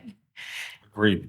I mean, maybe we Or if it's incorrect, could like, we make that as part of the recording of the meetings where the boards we appoint, we could also formalize a process where, the meeting minutes are to be submitted to the clerk. Yeah. It'll be uploaded, lay everything out. So then that way, I agree, it's not ideal to have, if you want meeting minutes from different boards and committees, to have to go to those various places to get them. It should be somewhere that's easy to get to and central. Sure. Yeah. If the clerk's office would be able to just give us a hand in kind of tracking it, I don't know. All I'm saying is let's talk about it and see if they have the bandwidth. If they're, if they're already underwater, they just don't have the bandwidth to do it, we can think of something else. But I think that's the logical place to start. Yeah, Agreed. so we can reach out and ask them. They post all the agendas to the website now. Yeah. It's the Yeah. clerk's office, so I'll ask if it's something, that, like you said, first off, that they could, notify if departments aren't submitting the minutes, and then B, if they were willing to take on that task of uploading those as well too. Perfect. Very good. The next item on the agenda, employee leave request process. I had attended the the last personnel board meeting. And this was, part of the discussion that was had that day. I don't know that if there is a formal process for employees or department heads requesting time. So I had just sent over what is utilized on the school side, where it's basically a form, you fill it out, and then it's emailed to your supervisor. And then that way it provides documentation of the date the person's been out, and then has the paperwork, which then can be submitted to, to payroll. And things can kind of be tracked that way. But I thought that process was worth considering for a few reasons, and one of them being the notification when people were absent within, if people were out, other people within the town hall may not know that. So then if it was sending somebody down to a department and that department's closed because that person is out sick, then that kind of would also kind of help to notify the town administrator and assistant town administrator that the person is going to be out. So then if there are any questions, then you have the most current information. So I just figured I'd throw that out there. Yeah, there isn't a formal leave request form because most departments are only one or two departments, so they kind of manage that internally about when they're out and what weeks they track. Then the department heads are tracking the leave time. We did institute last month time cards. So individual time cards, so employees now have to fill out their time cards, sign them. The department heads then have to, supervisor has to review and then sign off, and then those get submitted to the treasurer. So at least we're collecting and tracking leave time, but in terms of requesting the time off, there isn't a formal form that's in place right now to do that. But I think the bigger departments would have a process, because obviously they have to manage when people are out. So police, fire, DPW facilities, but and the smaller departments, it's you're off next week, you're off today, it's just kind of internally managed. They track what days they take off, but in terms of asking what days, it's just kind of managed between the employees. So for the departments that report to you, is there a note, are you notified of, do you approve their time off and then before they take it, or how does that work? Yeah, generally the department heads will notify me when they're on vacation. So if they're out for an extended period, if they're just off for one day, they coordinate with their office for coverage, or if they're, calling sick, they, will let their own office know. They don't let me know. But if they are out for a period of time, so I know if I need them next week and they're gone away, they do let me know when they're going on vacation. So, but there isn't a formal form or application that they fill out. So. And I think that's where, you being the, that you're who they report to, I would think that there should be a process, in my opinion. Obviously it's up, whatever the board decides and whatever, you decide, but I think to have that formalized where, it's increasing that communication between departments and between your office, so that way if somebody is out. So I wasn't expecting to kind of get much out of tonight, other than I just wanted to bring it up and kind of, I don't know if it's something that you could, you would consider, you have any, feedback on, or, or the board has any thoughts on it. It wouldn't be the worst time in the world to consider something like this with some of the other changes that we're looking at. I know those changes are more in the veil of customer service. That's kind of what that report was all about. But I think it's, customer service kind of blends a little bit with efficiency and stuff. So it wouldn't be the worst time in the world to think of something simple, like even if it was in, I don't know, is there any kind of a, like most places I work, they usually require 2-week notice if you're gonna be like taking like vacation time or PTO. It's not always, I mean, it's sometimes something might arise where you have to take a day that you didn't plan on and then you work that out with your boss, but it's kind of, it's his call at that point. Usually the standard thing is like kind of like a 2-week advance time, so you just have time to plan.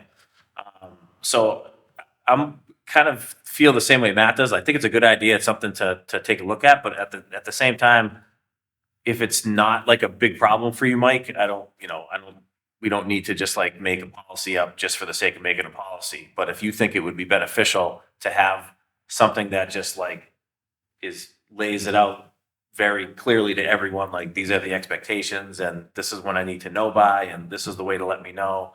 If you think that it would help you out, I'd be in favor.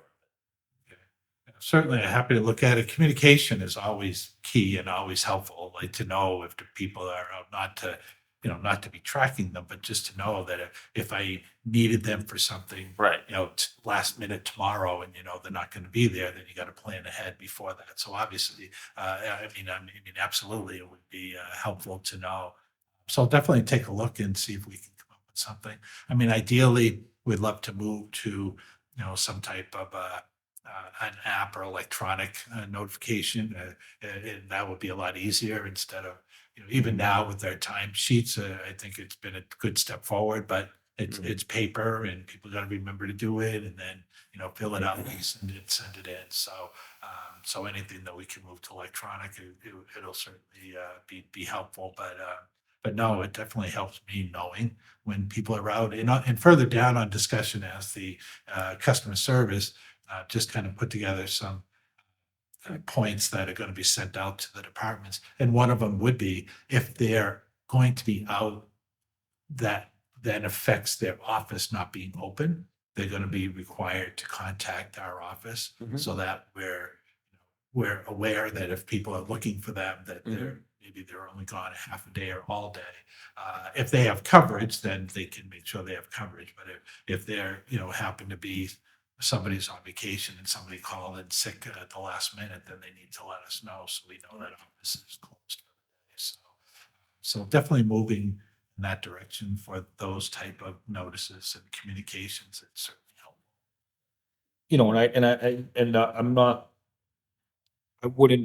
I'm not implying that we're looking to add like another layer to Michael managing, the time off approvals per se, but it more or less, it becomes the notification of, Yeah. hey, either, I'm taking a vacation here days, or I'm gonna be out today sick, or whatever. I'm not gonna be in the office today, whatever the case is. Now you're just adding that, you're increasing the communication, ultimately he's responsible for overseeing these departments. And I think that would be, for a situation if there's multiple people in that department, one person's out sick and the other one has to, if they have to go to the post office and he knows, this is, the person's in, they're gonna be, they'll be back shortly, whatever.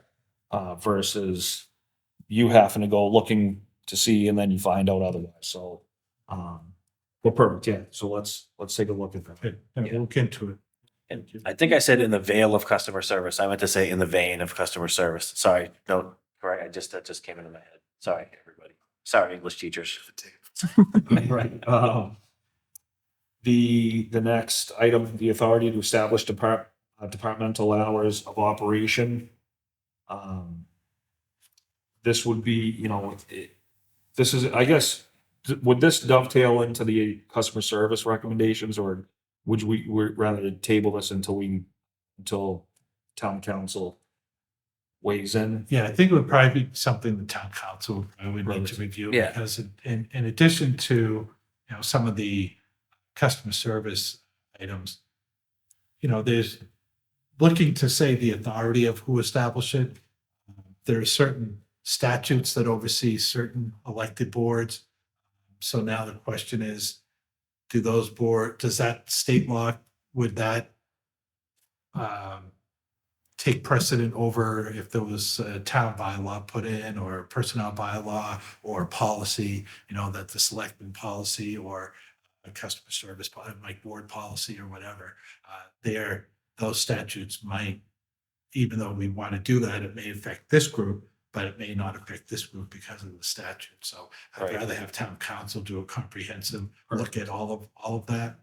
He can probably advise better. And just, I'd like him to look at, the way the situation is now. Does your office have the authority to set hours for different boards? Or like you said, is it just all over the place because this one is elected and this one is a separate board? And so I'd be curious, like, what's the situation right now? But then I'd also, as part of that, like, if we wanted to, because I'm in full favor of, I would really like the hours of operation for businesses at the town hall to be centralized. I mean, those boards can decide however else they want to do stuff, but I just think if the town hall is open at 8 and closes at 4, I think that the offices within the town hall should be open around, those hours.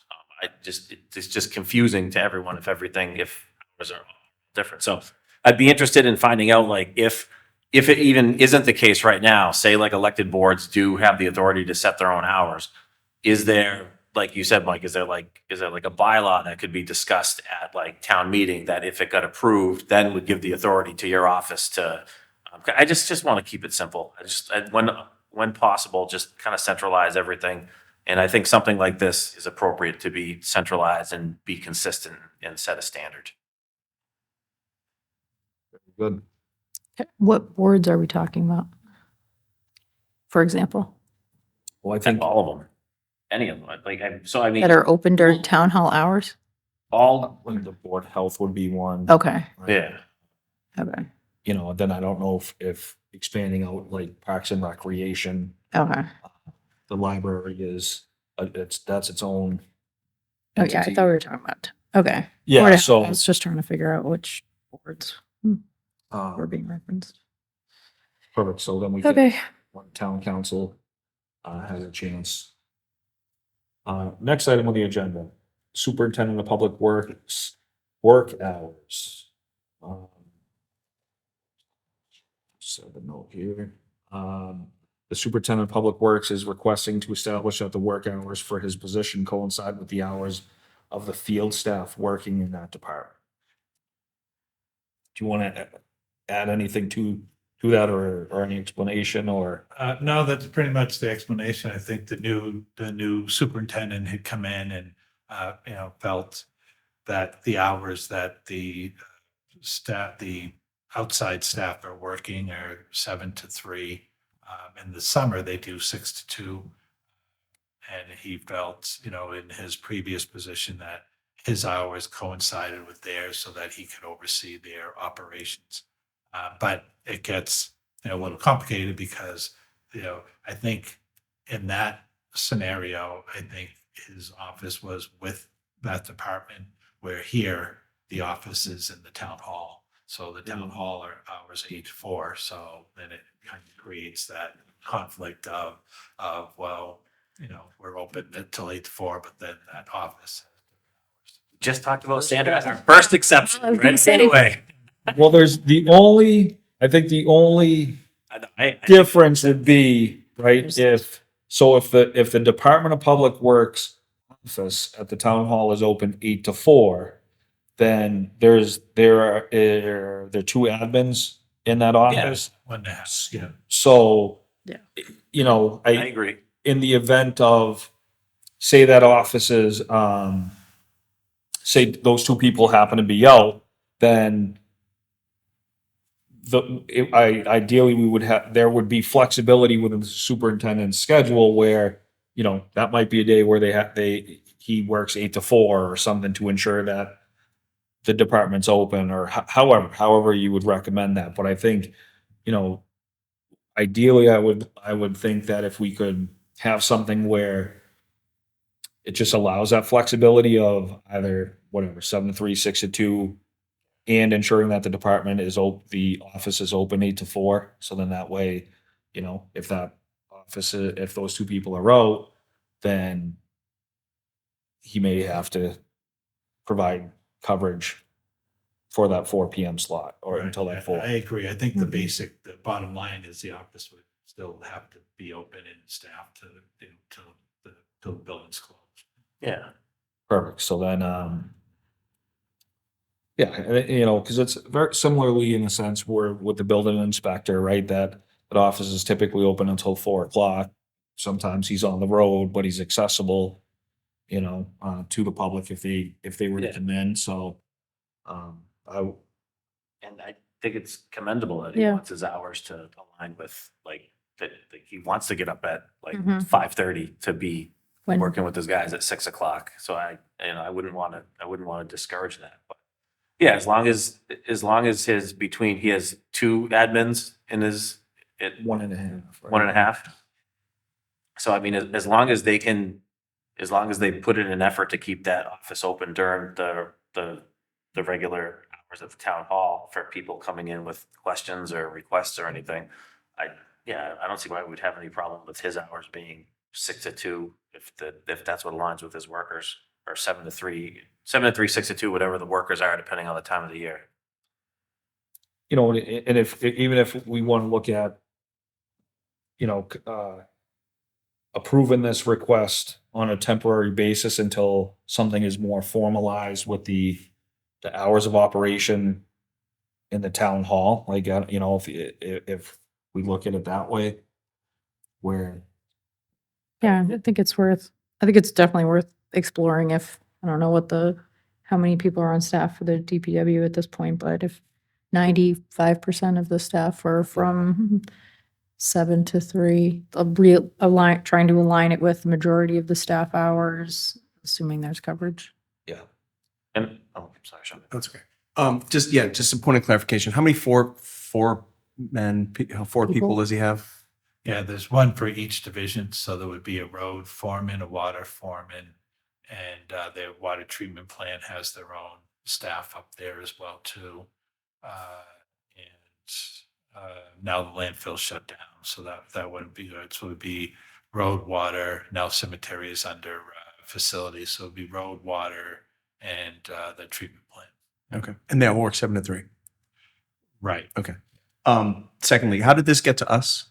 Did this come through you? Did you request this, or did he request this to us, or did he request it to you? He had spoken to me about it, and I said at this point we're looking at all the hours of the whole building, so I told him we'd take it under consideration. So. And I think we're okay because he's only requesting, it's pretty clear, he's requesting it just for his position. So we're not approving it for any. No. I guess my Where to implication was change. that he's got people who are on staff from 7 to 3 who Oh, are yeah. each of those units. Yeah, no, I was just getting. He's not digging the holes himself, right?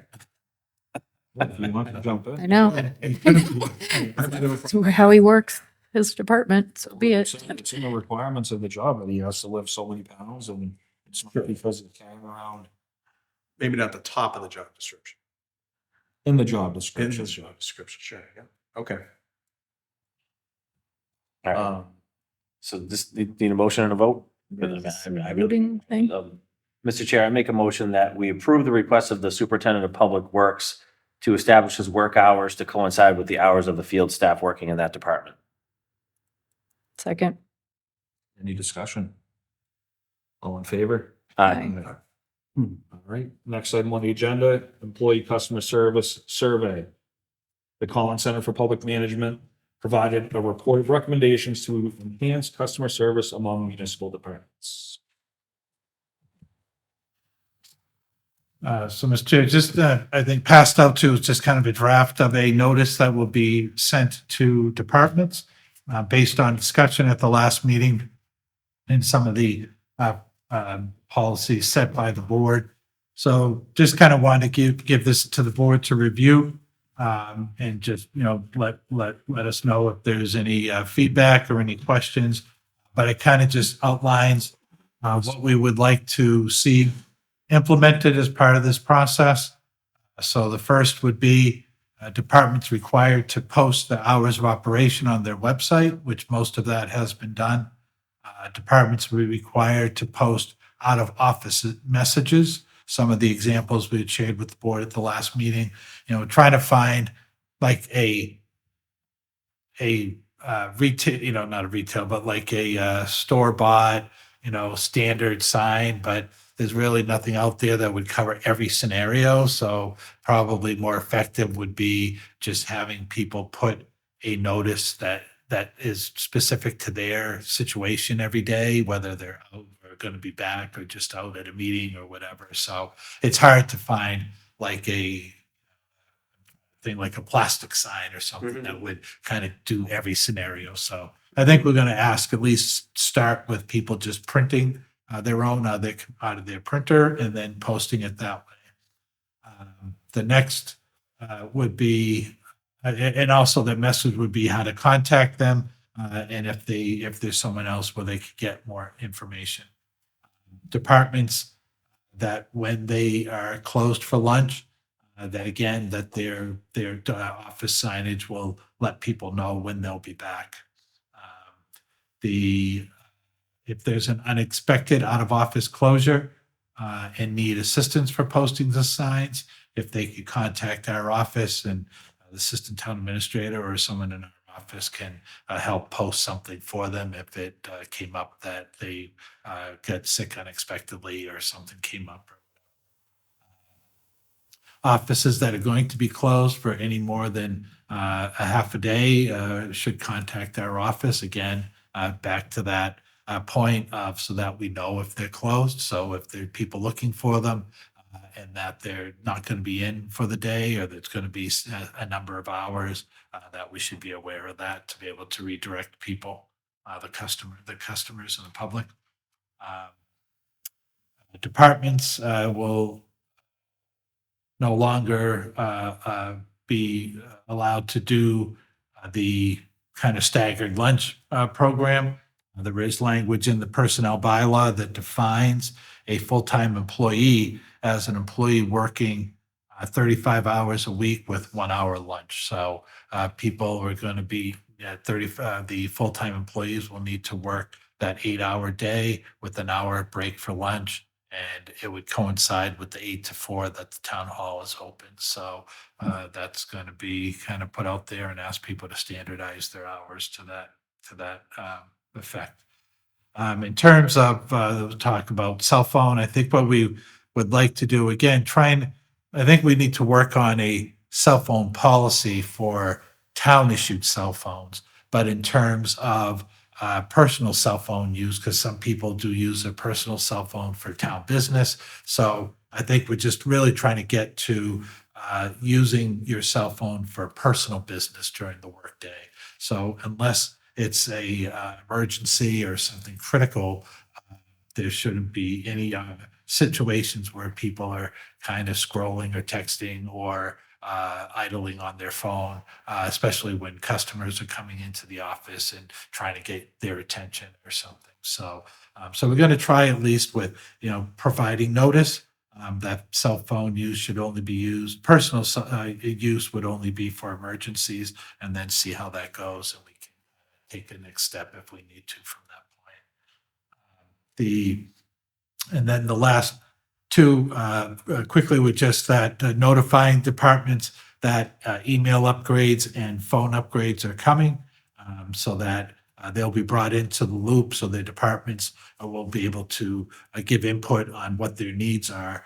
But that, if those were some of the comments of the survey, to know that those are being addressed as well too, and those are coming. So the plan is everything on those items will be in place by July 1.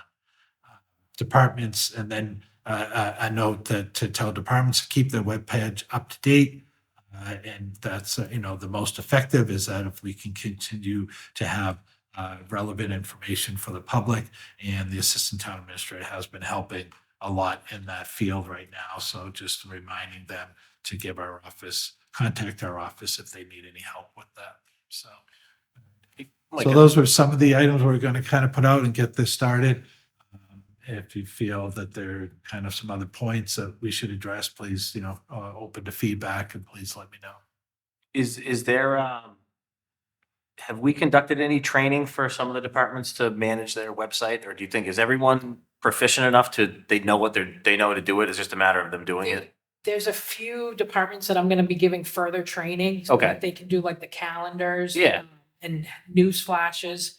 But the one-offs, like if someone doesn't have a lot of news flashes, Yeah. it's not, Yeah. it's something you have to use all the time. So Right. those people, they're at least crafting the message and then we'll assist them getting it on the website. Okay, and whether it's you personally doing it, or, I mean, we do have budget for professional development.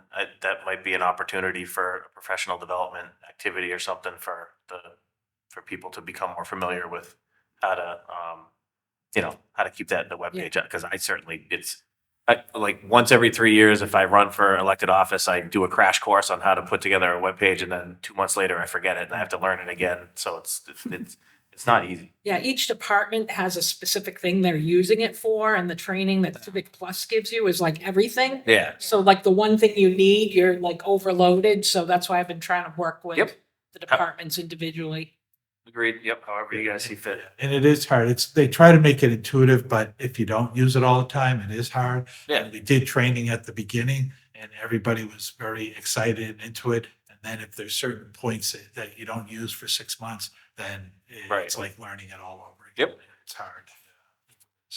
I think this is a great list. Mm. The only thing that I would ask about is if somebody is out on an extended leave, also doing an electronic out of office message. Right, that would be the only other point of, who do they contact? They have it on their own email, and again, because the email we have now, it's not an easy way to find it, but when we move to the new email. Yeah. It's gonna be amazing. Yeah. Be life-changing. Find it, so some people are doing it, but we can include that. I went to look to forward an email and apparently Network Solutions doesn't work with Chrome, so. Don't worry, I have to log in 3 times before I actually like get in. So the electronic message. Yeah, exactly. So if they were out and again, I don't know if anybody has a personalized voicemail. Or if it's just for the department, fine. But if it's a one person department, then, what would be who would they need to contact, or do they just say, I'll be returning to the office on Next this date and then contact, I don't know, but. Yeah, no, that's a good point. We can certainly add that as a point 10 to put, out of office messages on email and voicemail. Yep. Perfect. Do we want to formally accept this? Yeah, we can like endorse, yeah, we don't need to accept it. We can endorse it or approve it, or Mr. Chair, I'll make a motion that we approve and endorse the draft letter presented by the town administrator in the efforts of improving as a result of the Collins study, professional development on customer service. Second. Any discussion? Thank you very much for putting this together. Thank you. All in favor? Aye. Very good. Committee reports. Michael and I had met last week with regard to the recycling center and just reviewing some of the concerns and challenges that the recycling center manager has brought forth. So we were going to look at fee schedules and, the challenges with the mattresses. There seems to be people that are bringing large quantities of mattresses to the recycling center. So we're going to look a little deeper in that to see what might be driving that spike, and then what we can do to keep the program running. Are these people from Clinton, or is that part of that is just we all field complaints out of nowhere, but that was like a complaint that I hear, I've heard a couple times, that like people coming out of town because our recycling center is like better than theirs, and just and dumping a bunch of stuff off. And I don't know if we do anything to make sure that they're that they're actually residents of the town of Clinton. Yeah, no, we don't have a resident-only policy, so Okay. right now, people can come from all around. And we're not considered a regional center, but, you know, of course, DEP is, looks very favorable on that because they are making more opportunities for people to get rid of hard to recycle or hard to dispose of items.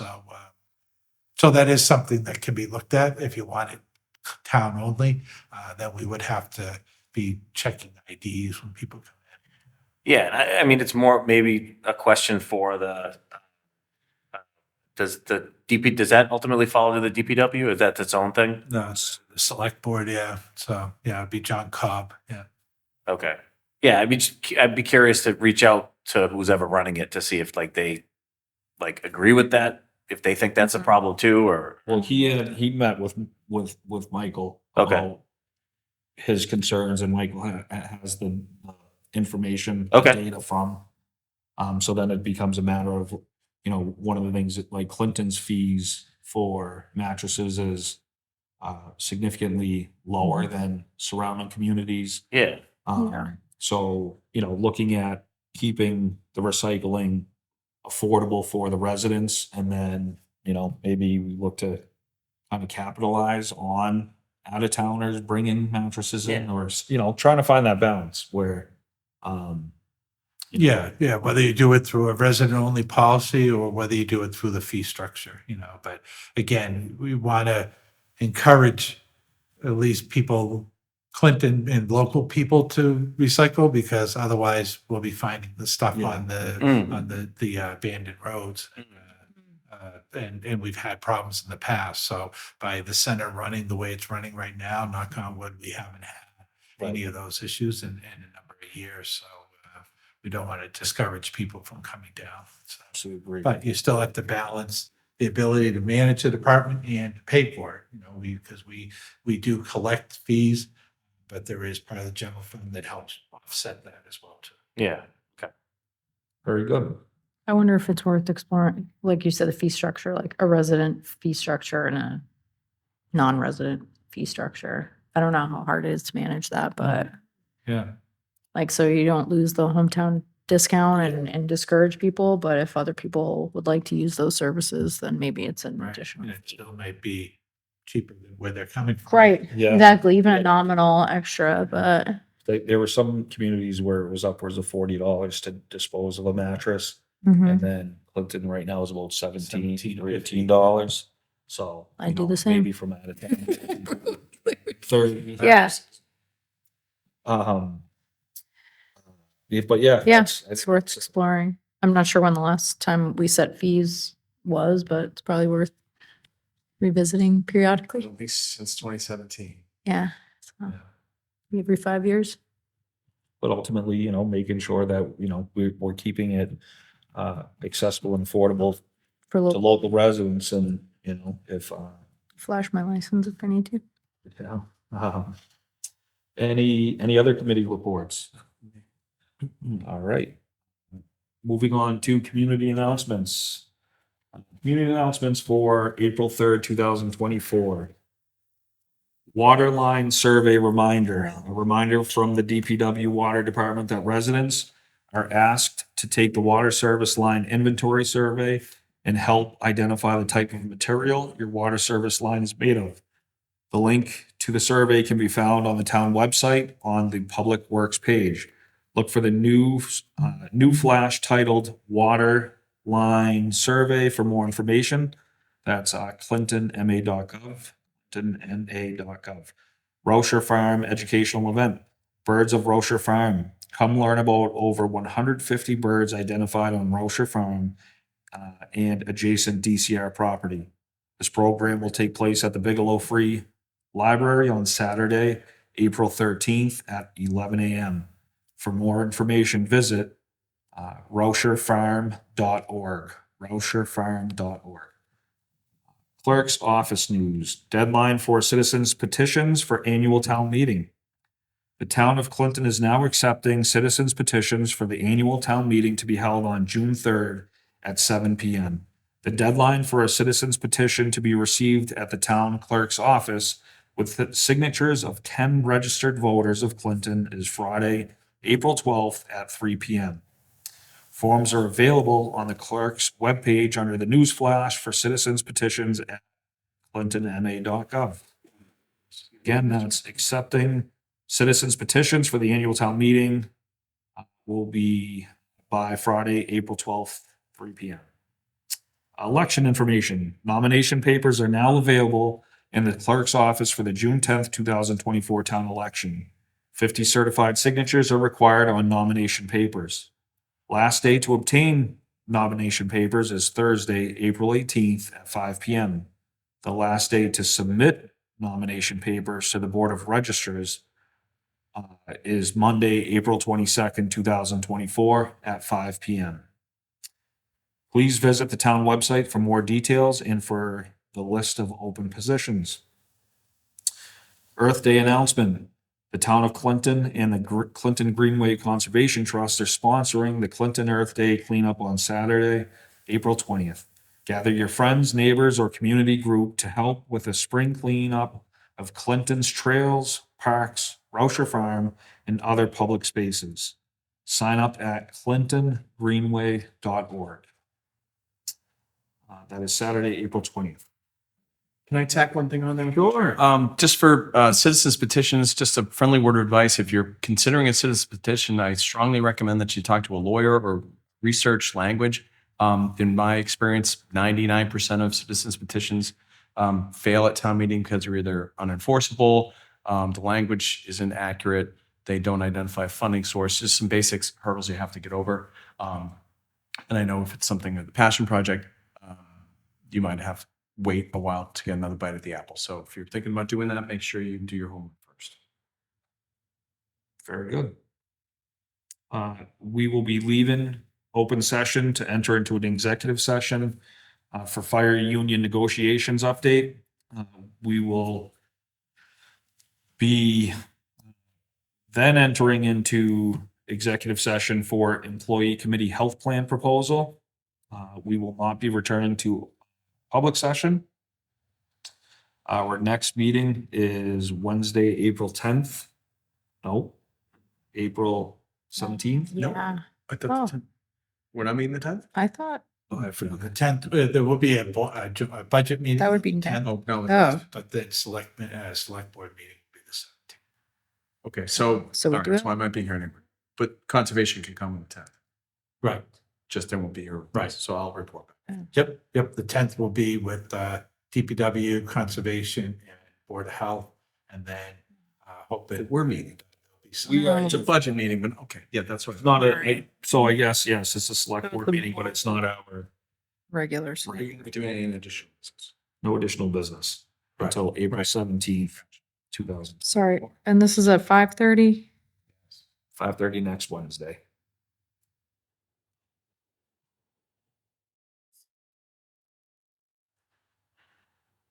All right, I will accept a motion to enter into executive session by way of roll call. Ed DeVault, aye. Sean Kerrigan, aye. Julie Prusa. Matt Kobasai. Thank you very much. Have a great night.